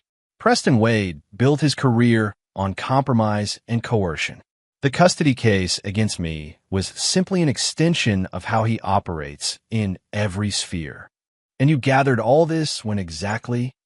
"I began monitoring Wade's activities 3 months ago when I discovered his affair with my wife," Griffin explained. "Initially as self-protection, then as a more comprehensive investigation once I realized the extent of their plans." Eleanor studied him carefully. "Most people in your situation would have confronted their wife, filed for divorce, and fought the custody battle conventionally. Most people don't have my background in digital forensics," Griffin replied evenly. "And most people haven't watched their supposed best friend systematically attempt to erase them from their child's life." The district attorney shuffled through photographs showing Preston with various hospital administrators and pharmaceutical executives in compromising situations, all apparently gathered through Griffin's surveillance operation. "Some might call this obsessive," she noted. "Some might call it thorough," Griffin countered. "Every piece of evidence was obtained legally through public records, financial disclosures, and monitoring of my own property where these individuals chose to meet." Eleanor nodded slowly. "The grand jury will convene next week. We'll start with the witness tampering and judicial influence charges against Wade and your wife. The broader corruption investigation will proceed separately." As Griffin left the district attorney's office, his phone buzzed with a message from Diana. "Vanessa requesting urgent meeting. Says she has information you'll want to hear." Griffin considered ignoring it, but curiosity prevailed. He agreed to meet Vanessa at Diana's office, where their conversation would be both legally protected and thoroughly documented. Vanessa arrived looking markedly different from her courtroom appearance. Gone was the polished pharmaceutical representative. In her place sat a woman in simple jeans and a sweater, her hair pulled back without styling, dark circles beneath her eyes. "Thank you for meeting me," she began, her voice subdued. Griffin remained silent, waiting. "I know you have no reason to listen to anything I say," Vanessa continued, "but there are things you should know about Preston. Things I only discovered after everything fell apart." "Such as?" Griffin prompted when she hesitated. "He's been recording us, you, me, Sophia, for years. Since before we even considered." She faltered. "He has a dedicated server with organized files on everyone in his network. Insurance, he called it." Griffin kept his expression neutral despite his surprise. "And you know this how?" "After the hearing, when they released me pending charges, I went to his condo to collect some things I'd left there. He was in custody, but I still had the key." She pulled out a small flash drive. "I found this hidden in a false bottom of his desk drawer. It's an index of his server contents with sample files." Diana took the drive, inserting it into an isolated computer not connected to their network. The files revealed exactly what Vanessa described: an extensive catalog of recorded conversations and compromising information organized by person and potential usefulness. "Why are you showing us this?" Diana asked. Vanessa's eyes remained fixed on Griffin. "Because Sophia is on that list." He has plans for her that I didn't know about until I saw this. Plans that continue regardless of what happens to him legally. Griffin's calm facade cracked slightly. Explain. Preston doesn't just want to remove you from Sophia's life. He wants to control her future completely. Vanessa's voice shook. There are files outlining a developmental path for her. Schools he's already arranged her acceptance to through donations, medical research programs she's been pre-selected for when she's older. He's been mapping her entire life without either of us knowing. Griffin reviewed the documents, ice forming in his stomach as he recognized the pattern. Preston hadn't just seen Sophia as collateral damage in their custody battle. She was a long-term project, a potentially valuable asset for his pharmaceutical connections due to her intelligence and observational skills. Why would you participate in this? Griffin demanded. I didn't know, Vanessa insisted. I thought he loved me, that we would be a family. Her composure cracked. I was a fool. He was using both of us, me to get to Sophia, you, as an obstacle to remove. There are recordings of him discussing me with his associates, describing me as temporary and replaceable once the custody is secured. Diana looked skeptical. This could be an elaborate attempt to gain sympathy, Griffin. It could be, Griffin agreed, studying his estranged wife.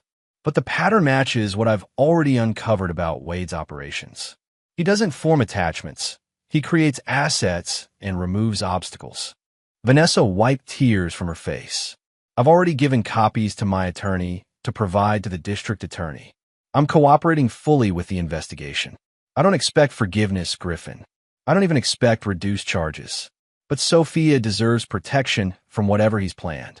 After Vanessa left, Diana turned to Griffin. Do you believe her?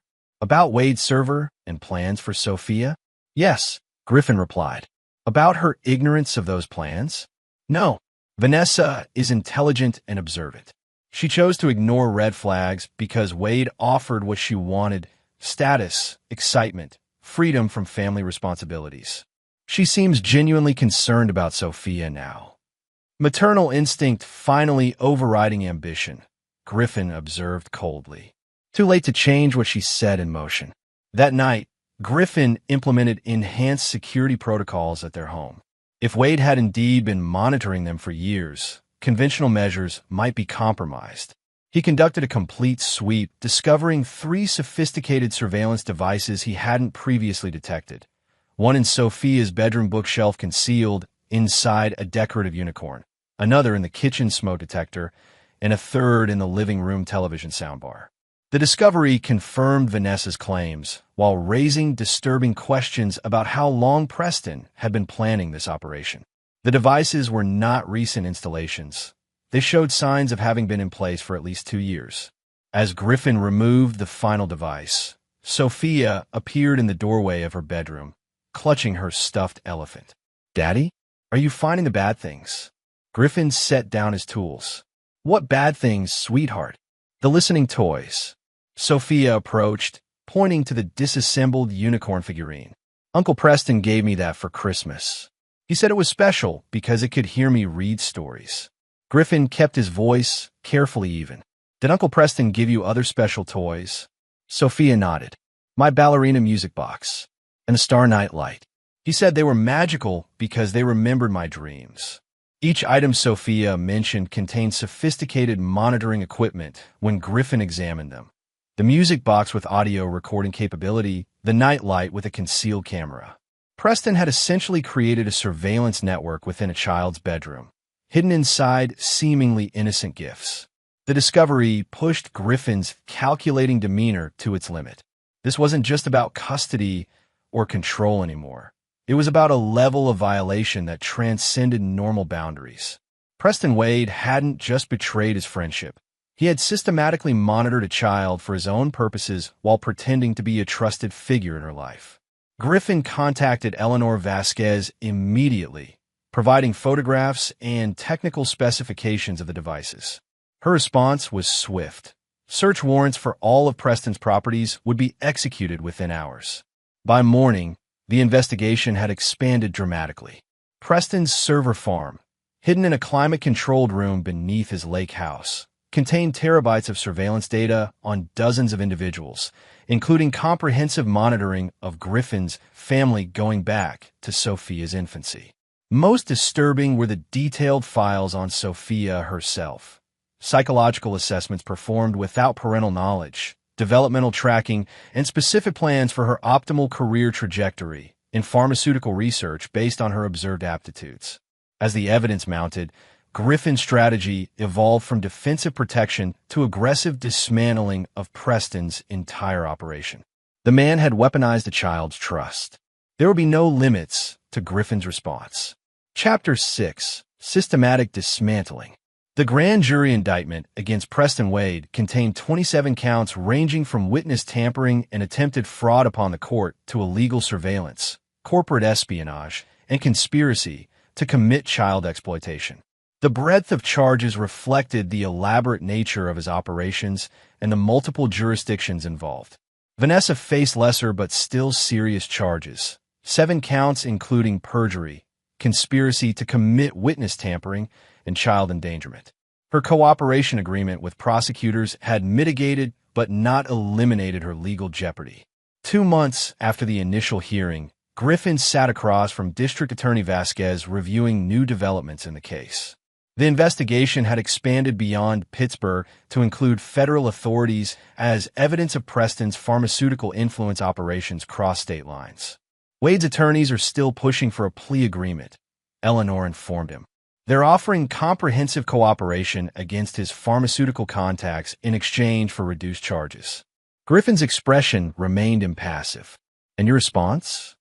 We're proceeding to trial, she replied firmly. His surveillance operation targeting a child removes any consideration of leniency. The U.S. Attorney's Office agrees. Griffin nodded, satisfied.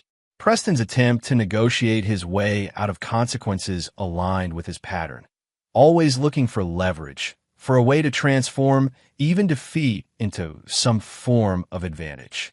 This time, however, the evidence was too comprehensive, the violations too egregious for procedural maneuvering. As the criminal cases proceeded, Griffin focused on Sophia's recovery. The discovery of such extensive monitoring had initially frightened her, necessitating specialized therapy to address her sense of violation and rebuild her sense of security.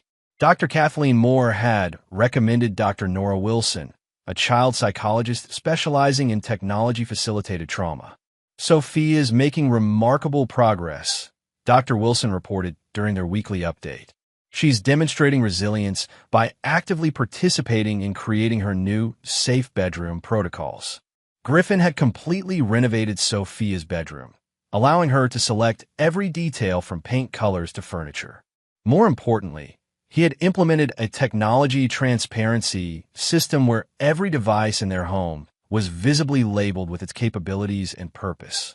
No hidden cameras, no disguised monitoring. Everything explicit and explained at a child's level of understanding. And the nightmares? Griffin asked. Decreasing in frequency. The safety rituals are helping. Your nightly all-clear room checks give her concrete reassurance. The conversation shifted to discussing Vanessa's upcoming supervised visitation, her first since the court hearing. Despite her cooperation with prosecutors, the court maintained strict limitations on her access to Sophia, requiring professional supervision and prior approval of discussion topics. Sophia has questions about her mother, Dr. Wilson explained. She's struggling to reconcile the mother she knew with the person who participated in monitoring her. It's important these questions find age-appropriate answers. Griffin agreed, though his personal feelings toward Vanessa remained unchanged. Her betrayal might have been less calculated than Preston's, but it was betrayal nonetheless, a willingness to sacrifice her daughter's well-being and relationship with her father for personal gain. The supervised visit took place at a neutral facility designed for such situations. Griffin watched through one-way glass as Sophia cautiously approached Vanessa, stopping several feet away rather than embracing her. "Hi, Mommy," she said, her voice small but steady. Vanessa had clearly been coached by her attorney on appropriate behavior. Her greeting was warm but restrained, her body language non-invasive. "Hello, sweetheart. I missed you so much." Dr. Wilson says you're sorry for the bad things, Sophia stated, watching her mother carefully. Vanessa nodded, tears forming. I am, Sophia. I made terrible mistakes that hurt you and your father. I wasn't a good mother, and I'm very, very sorry. The listening toys were wrong, Sophia continued, her voice gaining confidence. Nobody should listen to kids without asking. You're absolutely right, Vanessa agreed. What I allowed to happen was wrong. There's no excuse. The conversation continued with Sophia alternating between childlike discussions of school activities and surprisingly direct questions about her mother's actions. Vanessa maintained appropriate responses throughout, neither defending her behavior nor attempting to shift blame. As the visit concluded, Sophia asked the question Griffin had been anticipating. Are you coming home when you're not in trouble anymore? Vanessa glanced toward the observation window, knowing Griffin was watching, before turning back to Sophia. No, sweetheart. Your daddy and I won't be living together anymore. But I hope someday, when I've shown that I can be trusted again, I can be part of your life in a new way. Sophia considered this. Daddy says trust has to be earned back slowly.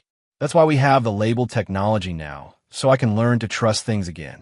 Your daddy is very wise, Vanessa replied softly. And he loves you very much. In the observation room, Griffin felt no satisfaction watching Vanessa's careful interaction with their daughter.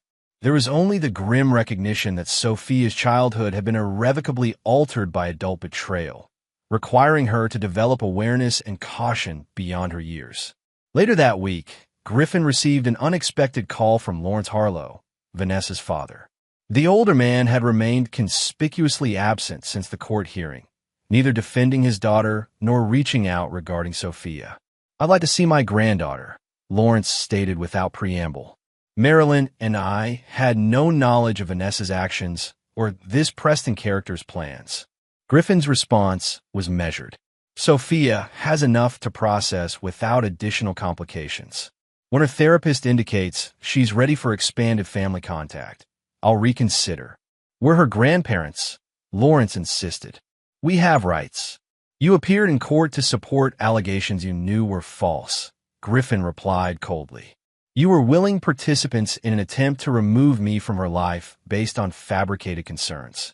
Those actions have consequences. After ending the call, Griffin added Lawrence's contact attempt to his ongoing documentation.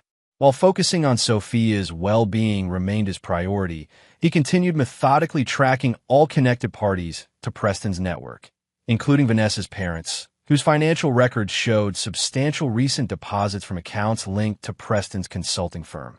The pattern was becoming clear. Preston had created an extensive influence operation with tentacles reaching into every aspect of Griffin and Sophia's lives, from the court system to extended family. Each new discovery reinforced Griffin's resolve to dismantle every element of that operation, regardless of collateral damage to those who had facilitated it.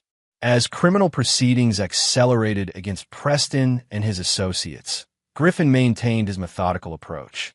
This wasn't about revenge, he reminded himself. It was about comprehensive security.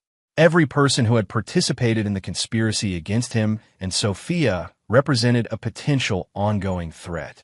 Each required appropriate containment. The courts would handle criminal charges, but Griffin's own operation extended further, ensuring that Preston's network was not merely prosecuted, but completely neutralized in ways that would prevent any future attempt to access or influence Sophia's life.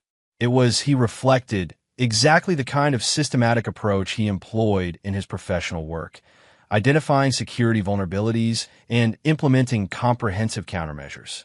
The fact that these particular vulnerabilities involved personal betrayal and that the countermeasures would destroy multiple careers and reputations was simply an operational reality.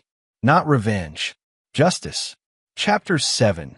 Revelations and Consequences. 6 months after the initial court hearing, Preston Wade's trial began. The prosecution's case had expanded dramatically as the investigation uncovered the full scope of his operations. What started as charges related to custody interference and witness tampering had evolved into a complex RICO case involving pharmaceutical kickback schemes, blackmail of medical researchers, and systematic exploitation of confidential patient data. Griffin sat in the courtroom gallery each day, his expression impassive as witnesses detailed Preston's methods. Former pharmaceutical executives testified to how Preston leveraged compromising information to secure contracts. Hospital administrators described how he manipulated research priorities through strategic pressure on board members. Former associates outlined his surveillance techniques and data collection operations.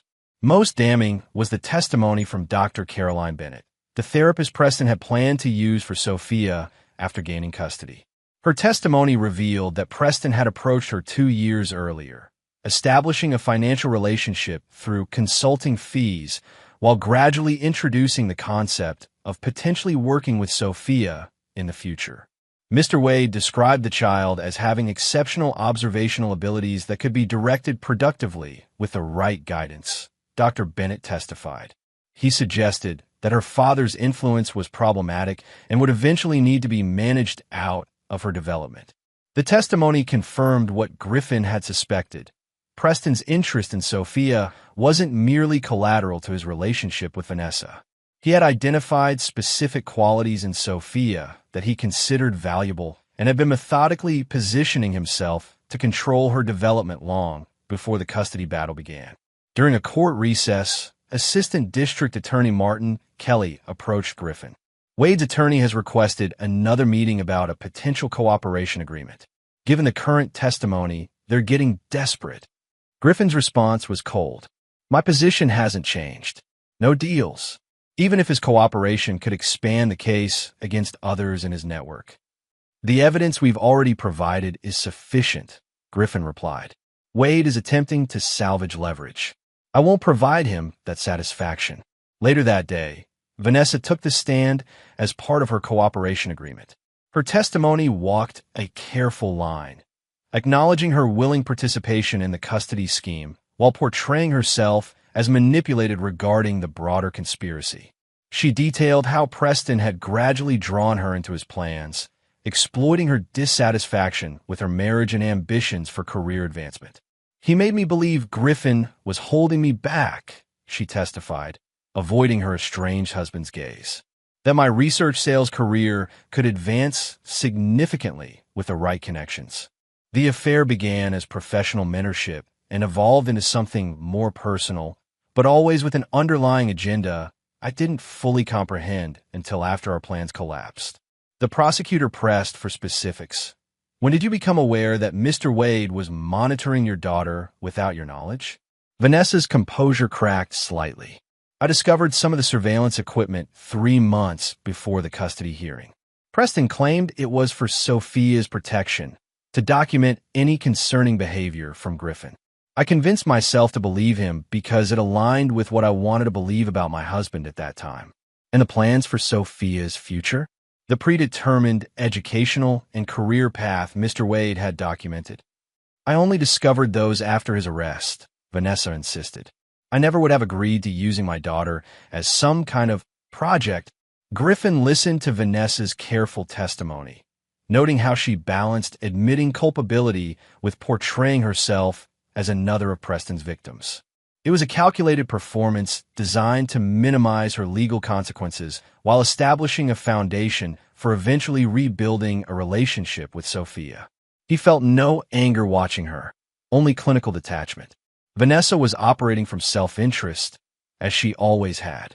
The difference now was that Griffin recognized it clearly, without the obscuring lens of trust or affection. The trial's most dramatic moment came when Griffin himself testified, methodically outlining how he had discovered the conspiracy and gathered evidence. His testimony was precise and unemotional, detailing the technological methods he had employed and the pattern of behavior he had documented. Preston's attorney attempted to portray Griffin's evidence gathering as obsessive and potentially illegal, suggesting that his surveillance of his own home violated privacy expectations. Mr. Mercer, the defense attorney pressed, isn't it true that you began monitoring your wife without her knowledge, essentially creating the same kind of surveillance state you accuse my client of establishing? Griffin's response was measured. I installed security systems in my home with my wife's full knowledge when our daughter was born. When I observed concerning patterns in my wife's behavior, I reviewed footage from those existing systems, a standard security protocol when anomalies are detected, and the recording devices provided to your daughter, the spy games you taught a 6-year-old. A modified watch my wife had approved for Sophia is used to include audio recording after documenting multiple instances of concerning conversations in her presence. The game was a child-appropriate way to provide Sophia agency in a situation where adults were attempting to manipulate her. The defense attorney's aggressive questioning backfired as Griffin's responses highlighted the fundamental difference in approach. His monitoring had been defensive and limited to protecting his child, while Preston's had been comprehensive, strategic, and designed to control both Sophia and her parents for his own purposes. When Preston finally took the stand in his own defense, the contrast was stark. Where Griffin had been measured and precise, Preston appeared increasingly desperate as his testimony progressed. His initial confidence deteriorated under cross-examination as the prosecutor methodically exposed contradictions in his claims. "Mr. Wade," the prosecutor asked, "you testified that your interest in Sophia Mercer was simply that of a concerned godfather. How do you explain these documents outlining a 17-year development plan for her, including predetermined research positions at pharmaceutical companies where you held influence?" Preston's composed facade cracked. Those were potential opportunities one was creating for her benefit. Griffin's influence was limiting her potential with his paranoid worldview. An electronic surveillance of her bedroom since age 4? Was that also for her benefit?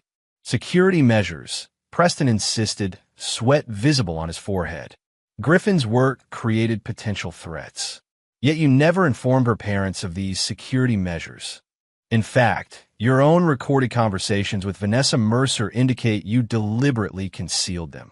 As the cross-examination continued, Preston's testimony deteriorated further. His attempts to justify his actions became increasingly contradictory until finally, in a moment of frustration, he abandoned his careful script.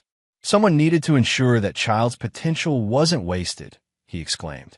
"Do you have any idea what someone with her observational capabilities could contribute to pharmaceutical research with proper guidance? Griffin would have channeled her into digital security or some equally limited field. I was creating opportunities." The outburst revealed what Griffin had long suspected. Preston viewed Sophia not as a child to protect, but as a resource to develop.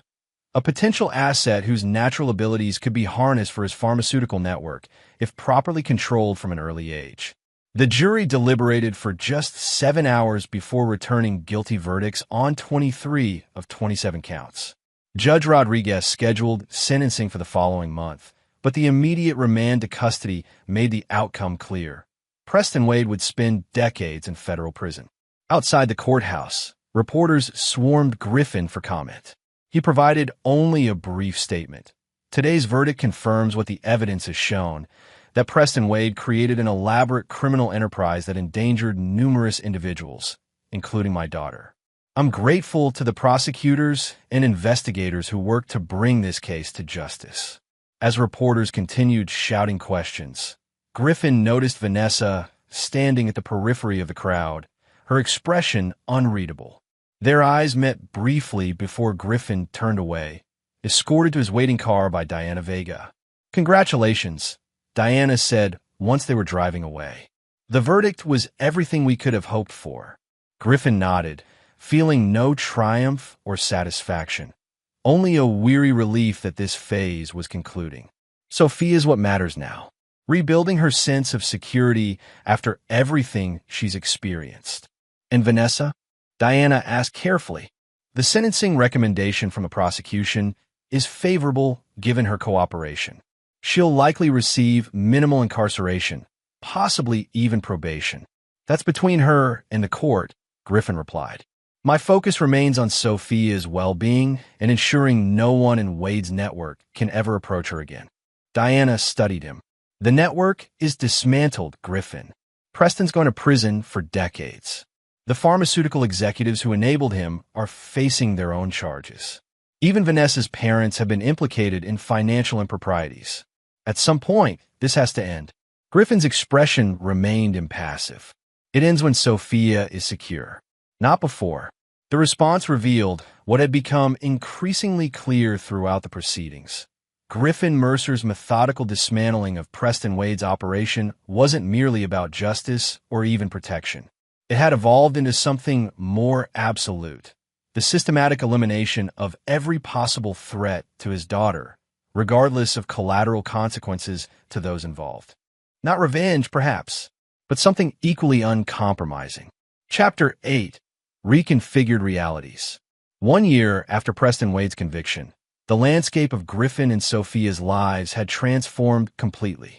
They had relocated to a custom-designed home in a gated community outside Philadelphia, where Griffin had established a new digital forensics consultancy focused on protecting vulnerable populations from technological exploitation. His experience with Preston's surveillance operation had created a unique specialty that attracted clients ranging from domestic violence shelters to child advocacy centers. Sophia, now 7, had adapted to their new environment with remarkable resilience. Her therapy continued with Dr. Wilson, who had relocated her practice to accommodate her young patient. The nightmares had largely subsided, replaced by a determined interest in understanding technology, particularly security systems and privacy protections. "Is this one of the safe cameras, Daddy?" Sophia asked one afternoon, pointing to a new security installation near their front door. "It is," Griffin confirmed, lifting her to examine the device more closely. "See the blue indicator light? That means it's on our secure network, not connected to the internet. And what's our rule about cameras? All cameras must be visible and labeled with what they can see and hear," Sophia recited confidently. "No hidden watching allowed." Griffin smiled, setting her down. "Exactly right. No hidden watching ever again." Their new home incorporated sophisticated security while maintaining complete transparency about its functions, a philosophy Griffin had extended into every aspect of their lives. Sophia's school had been carefully selected for its strict technology policies and enhanced security protocols. Her new pediatrician and therapist had undergone extensive background checks. Even their neighbors had been researched before Griffin purchased the property. This careful curation of their environment had created a secure foundation for Sophia's recovery, but Griffin remained vigilant. The aftermath of Preston's conviction had revealed how extensively his influence had penetrated their former lives. Former colleagues, neighbors, even Sophia's previous ballet instructor had been discovered to have connections to Preston's network, some unwitting, others complicit in various degrees of monitoring and information gathering. The divorce for Vanessa had been finalized 6 months earlier.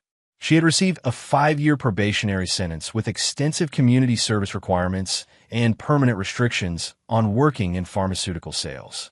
The plea agreement Griffin had eventually approved included Vanessa relinquishing all claims to custody while maintaining limited visitation rights under continuous supervision.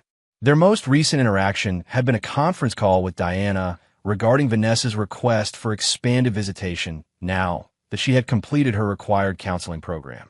"The supervising social worker's reports have been consistently positive," Diana noted during the call. Dr. Wilson also indicates Sophia seems comfortable with the current visitation structure and might benefit from slightly longer sessions. Griffin remained skeptical. "Has Vanessa maintained the appropriate boundaries we established? No discussions of returning to our previous family structure. No undermining of our current security protocols. Complete compliance according to all reports," Diana confirmed. She appears to be genuinely focused on rebuilding a healthy, appropriate relationship with Sophia within the established parameters.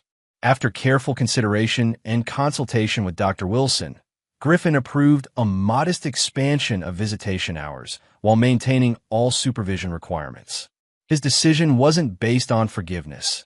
He had none to offer Vanessa, but on Sophia's continued well-being and development. That evening, as Griffin prepared dinner, Sophia sat at the kitchen counter working on her tablet, a specially modified device with comprehensive parental controls and monitoring that she fully understood and had helped configure. "Daddy, can I ask you something serious?" she said suddenly, looking up from her work. Griffin turned from the stove. "Of course, Princess. Anything." Will you ever forgive Mommy and Uncle Preston for what they did? The direct question gave Griffin pause. He sat beside his daughter, giving her question the consideration it deserved. Forgiveness is complicated, Sophia, he began carefully. When people do harmful things, especially to children, the most important thing isn't forgiveness, but making sure everyone is safe and protected from further harm. Sophia nodded thoughtfully. Dr. Wilson says sometimes forgiveness helps the person who is hurt more than the person who did the hurting. That can be true for some people, Griffin acknowledged. But for me, making sure you're safe and creating a life where you can trust the world around you is more important than forgiveness. So you won't ever forgive them? Sophia pressed. Griffin met his daughter's gaze directly. No, princess, I won't. But that doesn't mean you can't form your own opinions as you grow older. When you're an adult, you might view things differently than I do, and that's okay. Sophia considered this. I think maybe someday I might forgive Mommy a little bit, but not Uncle Preston. He put cameras in my unicorn. Despite the seriousness of the conversation, Griffin smiled at her definitive boundary. That seems like a reasonable position to me. As they returned to dinner preparations, Griffin reflected on how much their lives had changed and how some fundamental aspects remained constant. His determination to protect Sophia was unwavering, but he recognized the importance of allowing her to process her experiences in her own way, forming her own conclusions about forgiveness and trust. This delicate balance was tested 2 weeks later when Lawrence and Marilyn Harlow, Vanessa's parents, filed a formal petition for grandparent visitation rights. Despite their implication in Preston's financial operations, they had avoided criminal charges through cooperation agreements similar to Vanessa's. They're claiming they've been completely cut off from Sophia without valid cause, Diana explained during an emergency consultation. They've hired Marshall Thornton, Maxwell's father, and a specialist in grandparent rights cases. Griffin's expression darkened. They supported false allegations against me in court. They were financially linked to Preston's operations. They encouraged Vanessa's participation in the custody scheme. All true, but they were never charged with crimes directly related to Sophia, Diana cautioned.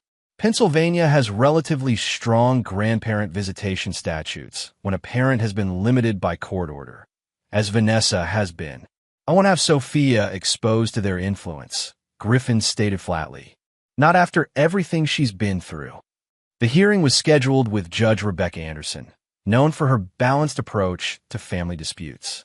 Griffin prepared methodically, compiling evidence of the Harlows' connections to Preston's network while avoiding any appearance of simply being vindictive.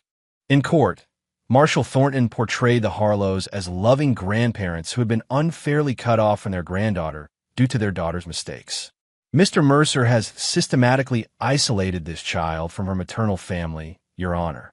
Whatever mistakes Ms. Mercer made should not result in Sophia losing relationships with grandparents who have only shown her love and support. Diana countered with specific evidence.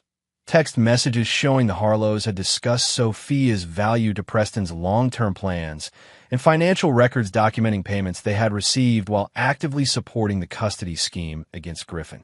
Most compelling was Dr. Wilson's professional assessment, reintroducing individuals who participated in the surveillance and manipulation of Sophia, even peripherally, would undermine the security framework we've carefully established for her recovery.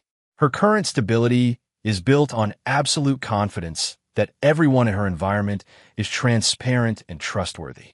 Judge Anderson reviewed the evidence carefully before delivering her ruling. While I recognize the general importance of grandparent-grandchild relationships, this case presents extraordinary circumstances. The documented participation of Mr. and Mrs. Harlow in activities that directly threaten Sophia's well-being overrides presumptions of access. The petition for grandparent visitation is denied. As they left the courthouse, Griffin noticed Lawrence Harlow attempting to approach them. He immediately positioned himself between the older man and Sophia, his expression warning against any further advance. Lawrence stopped several feet away. She's still our granddaughter, Griffin. This vindictiveness only hurts Sophia in the long run. Your participation in Preston's schemes hurts Sophia, Griffin replied coldly. Your support of false allegations against me hurts Sophia. Your willingness to profit from plans that treated her as an asset rather than a child hurts Sophia. I'm simply ensuring no further harm occurs. People make mistakes, Lawrence insisted. We've lost our daughter to this mess. Don't take our granddaughter too. Griffin's response was measured but final. You didn't lose your daughter to a mess. You actively supported her participation in criminal conspiracy. Those weren't mistakes. They were choices with consequences. Sophia's well-being isn't one of those consequences I'm willing to compromise on. As Griffin led Sophia to their waiting car, he reflected on Lawrence's characterization of his actions as vindictiveness. From Lawrence's perspective, perhaps that evaluation seemed accurate. Griffin had systematically cut off every person connected to Preston's network from access to Sophia, regardless of their degree of involvement. But from Griffin's perspective, this wasn't about punishment or revenge. It was about creating an uncompromised environment where Sophia could rebuild her sense of security without reservation or doubt. Every person eliminated from their lives represented a potential vulnerability, a risk he was unwilling to accept, regardless of family ties or social expectations. Not vengeance. Protection. Chapter 9. Uncompromising Horizon. 5 years after Preston Wade's conviction, Griffin Mercer sat in the visitors area of Federal Correctional Institution Petersburg, waiting for his first and likely only meeting with a man who had nearly destroyed his family. Preston had requested the meeting through multiple channels over the years, initially through his attorneys and later through prison administrators. Griffin had consistently refused until a particular message arrived. I have information about Sophia's long-term security that wasn't covered in the trial. Now, as Preston was escorted in, older, thinner, but still carrying himself with calculated composure, Griffin studied him with clinical detachment. The man who had once been his closest friend and later his most dangerous adversary now seemed diminished, his designer clothes replaced by prison-issued khakis, his confident stride reduced to the shuffling gait of a long-term inmate. Thank you for coming, Preston began after they were seated across from each other. I wasn't sure you ever would. I'm only here because you mentioned Sophia's security, Griffin replied evenly. Nothing else would have warranted this meeting. Preston nodded as if expecting this response. How is she? 12 now, correct? Middle school. I'm not here to provide personal updates, Griffin stated. What information do you have? Preston leaned forward slightly. You were thorough, Griffin. More thorough than I anticipated. But there are contingencies even you couldn't have discovered. Arrangements I made before we ever became friends. Griffin's expression remained impassive, though his attention sharpened. Explain. When I first identified Sophia's potential, her observational abilities, her pattern recognition, I established certain long-term protocols. Trust funds under shell corporations, educational endowments with specific trigger conditions, research positions reserved through binding agreements. Preston's eyes took on an unsettling intensity. Some activate when she turns 18, others at 21. None require my direct involvement to proceed. Griffin studied him carefully, looking for signs of deception. You expect me to believe you're revealing this out of concern for her welfare? I expect you to believe I'm revealing it because I know you, Griffin. The not knowing would be intolerable to you. The possibility of overlooked threats would consume you. A ghost of Preston's former smile appeared. Consider it professional courtesy from one strategic thinker to another. Names, Griffin demanded. Institutions.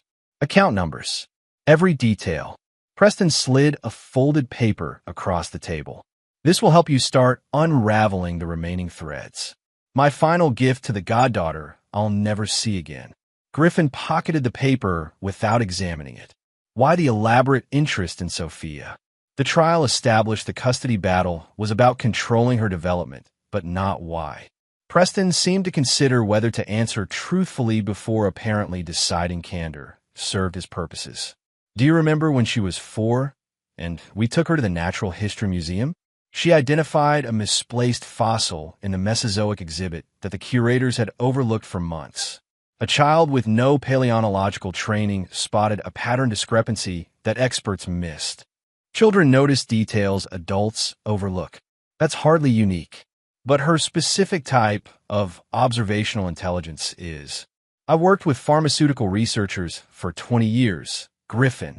The ability to identify anomalous patterns in complex data sets is the holy grail of drug development. Sophia has a natural aptitude that others spend decades trying to develop. Preston's expression became almost wistful. With the right guidance, she could have revolutionized pharmaceutical research methodologies. I wasn't trying to harm her. I was investing in extraordinary potential. Griffin's disgust was palpable. By surveilling her bedroom? By manipulating her mother? By attempting to eliminate her father? That wasn't investment. It was exploitation. Preston shrugged. Methods versus outcomes. You see violation where I saw cultivation. Regardless, you won. Thoroughly and completely. This wasn't a competition, Griffin stated flatly. It was protection of a child from predatory manipulation. Semantics, Preston replied. The result remains the same. My career destroyed, my freedom forfeit, my network dismantled. Even Vanessa, how is she handling her diminished visitation and supervised relationship with her daughter? That's not your concern. Preston studied Griffin with analytical interest. You never reinstated her parental rights, did you? Despite her cooperation, despite her apparent reformation. You remain uncompromising. I remain protective, Griffin corrected. Sophia's well-being isn't something I'm willing to gamble with, regardless of Vanessa's apparent changes. Any others? My former associates who had peripheral involvement? Vanessa's parents? The educators I had cultivated at Sophia's potential schools. Preston's tone was conversational, almost academic. Have you forgiven any of them? Allowed any back into your carefully constructed world?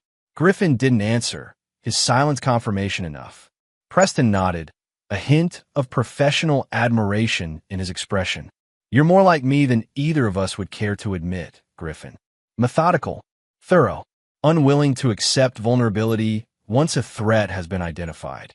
We're nothing alike, Griffin stated, standing to indicate the meeting was concluding.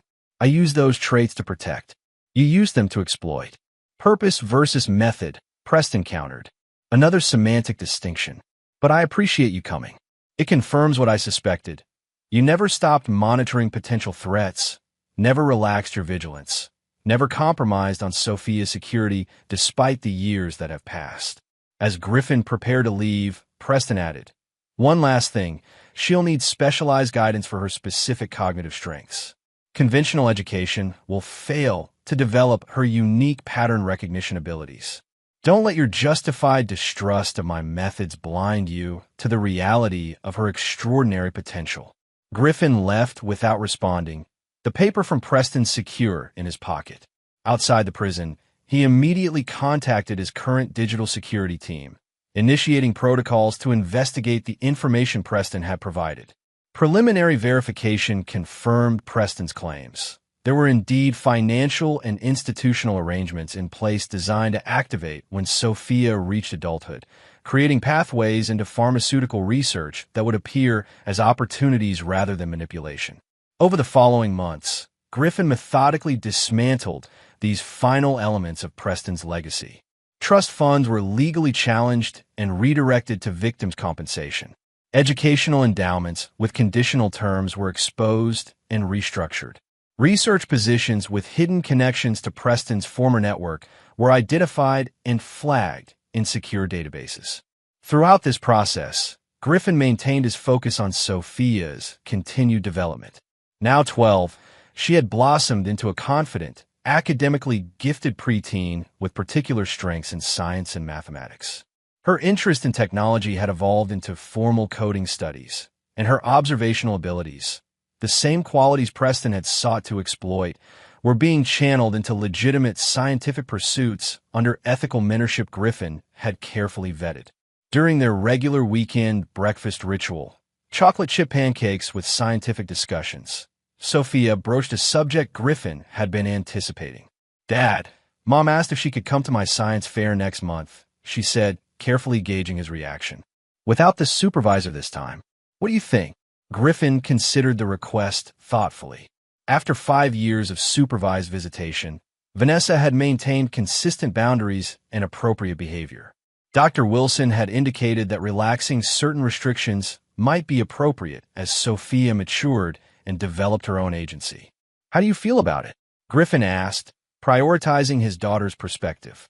Sophia arranged her remaining pancake pieces in a precise pattern before answering. "I think I'd be okay with it. She's different now, more honest about things. And I'm old enough to understand what happened before." Griffin nodded, respecting her assessment. "We can discuss it with Dr. Wilson this week. If she agrees it's appropriate, we'll try it as a one-time modification to see how it goes." "Thanks, Dad." Sophia's smile was genuine. "I know it's hard for you to change the security protocols." The comment, innocently insightful, reminded Griffin how perceptive his daughter remained. Despite his efforts to shield her from the harshest realities of what had occurred, she had developed her own understanding of the protective structures he had built around their lives. Later that week, as they finalized arrangements for Vanessa's unsupervised attendance at the science fair, Diana raised a broader question during their monthly legal review. "Have you considered a more comprehensive revision of the custody arrangement?" she asked carefully. "Sophia is older now, more capable of self-advocacy. Courts generally favor increased parental involvement when children reach adolescence, absent ongoing safety concerns." Griffin's response was measured. "I've considered it, but my position remains consistent. Vanessa's previous willingness to participate in manipulating Sophia for personal gain represents a fundamental breach that can't be fully remediated by good behavior under supervision." "And the Harlows?" "They've maintained their petition for grandparent visitation through annual reviews.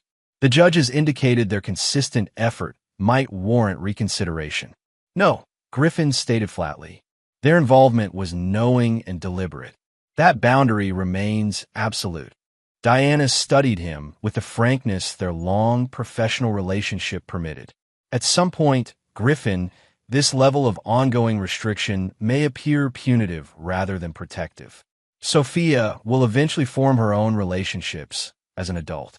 Wouldn't controlled reintegration under your oversight be preferable to her potentially seeking these connections independently once she's beyond your legal authority?" It was a legitimate question, one Griffin had considered extensively. "I'm not preventing Sophia from making her own decisions as she matures. I'm ensuring those decisions are truly hers, made without manipulation or hidden agendas. And if she eventually chooses to forgive those you cannot." Griffin's expression softened slightly. "Then she'll do so as an adult with complete information and without external pressure. I won't compromise on her protection while she's under my care, but I'm not dictating her lifetime relationships." This philosophy guided Griffin's approach as Sophia continued maturing. He maintained rigorous boundaries against those who had participated in Preston's schemes while gradually increasing Sophia's agency within those boundaries. Supervised visitation with Vanessa evolved into structured, unsupervised interactions in limited contexts. Communication with the Harlows remained restricted to written correspondence reviewed by Dr. Wilson, with potential for reconsideration when Sophia turned 16.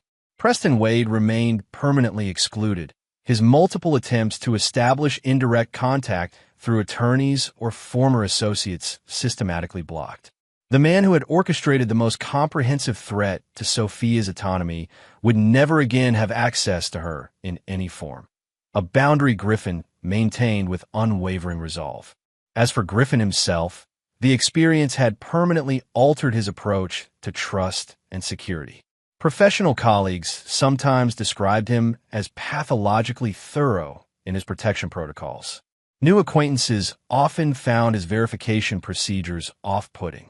Even potential romantic relationships faltered against his uncompromising standards for transparency and integrity. But Griffin accepted these consequences without regret. His primary responsibility remained Sophia's well-being, and on that measure, his methods had succeeded. Despite the traumas of her early childhood, she was developing into a confident, emotionally healthy young woman with appropriate boundaries and a strong moral compass. On Sophia's 13th birthday, as they stood together on the observation deck of the Franklin Institute, her chosen celebration venue. She asked the question that had been forming in her mind for years. Dad, do you ever wish things had been different? That Mom hadn't betrayed us, that Preston hadn't tried to control everything, that we could have just been a normal family. Griffin considered the question seriously before answering. I wish you hadn't experienced trauma that no child should face. But the truth is, Vanessa and Preston revealed who they truly were through their actions. Knowing that truth, difficult as it was, allowed us to build something genuine and secure. Sophia nodded thoughtfully. I've been reading about forgiveness in my psychology books. They say holding on to anger hurts you more than the person you're angry at. That's often true, Griffin acknowledged. But there's a difference between anger and boundaries. I'm not angry at Vanessa or Preston anymore. That emotion served its purpose and dissipated years ago. But the boundaries I've established remain necessary and appropriate based on demonstrated behavior. So, it's not about punishment or revenge. No, Griffin replied honestly. It's about protection and consequences. Actions have lasting impacts. Some bridges, once broken, cannot be fully restored. Not because of anger, but because trust requires more than good intentions after fundamental betrayal. Sophia considered this thoughtfully, her analytical mind processing the distinction. I think I understand. It's like our security systems. Not because we're afraid all the time, but because prevention is more reliable than reaction. Exactly, Griffin confirmed, impressed by her insight. And like those systems, the boundaries can evolve as circumstances change, but the fundamental commitment to security remains constant. As they watched the sunset from the observation deck, Griffin reflected on the journey that had brought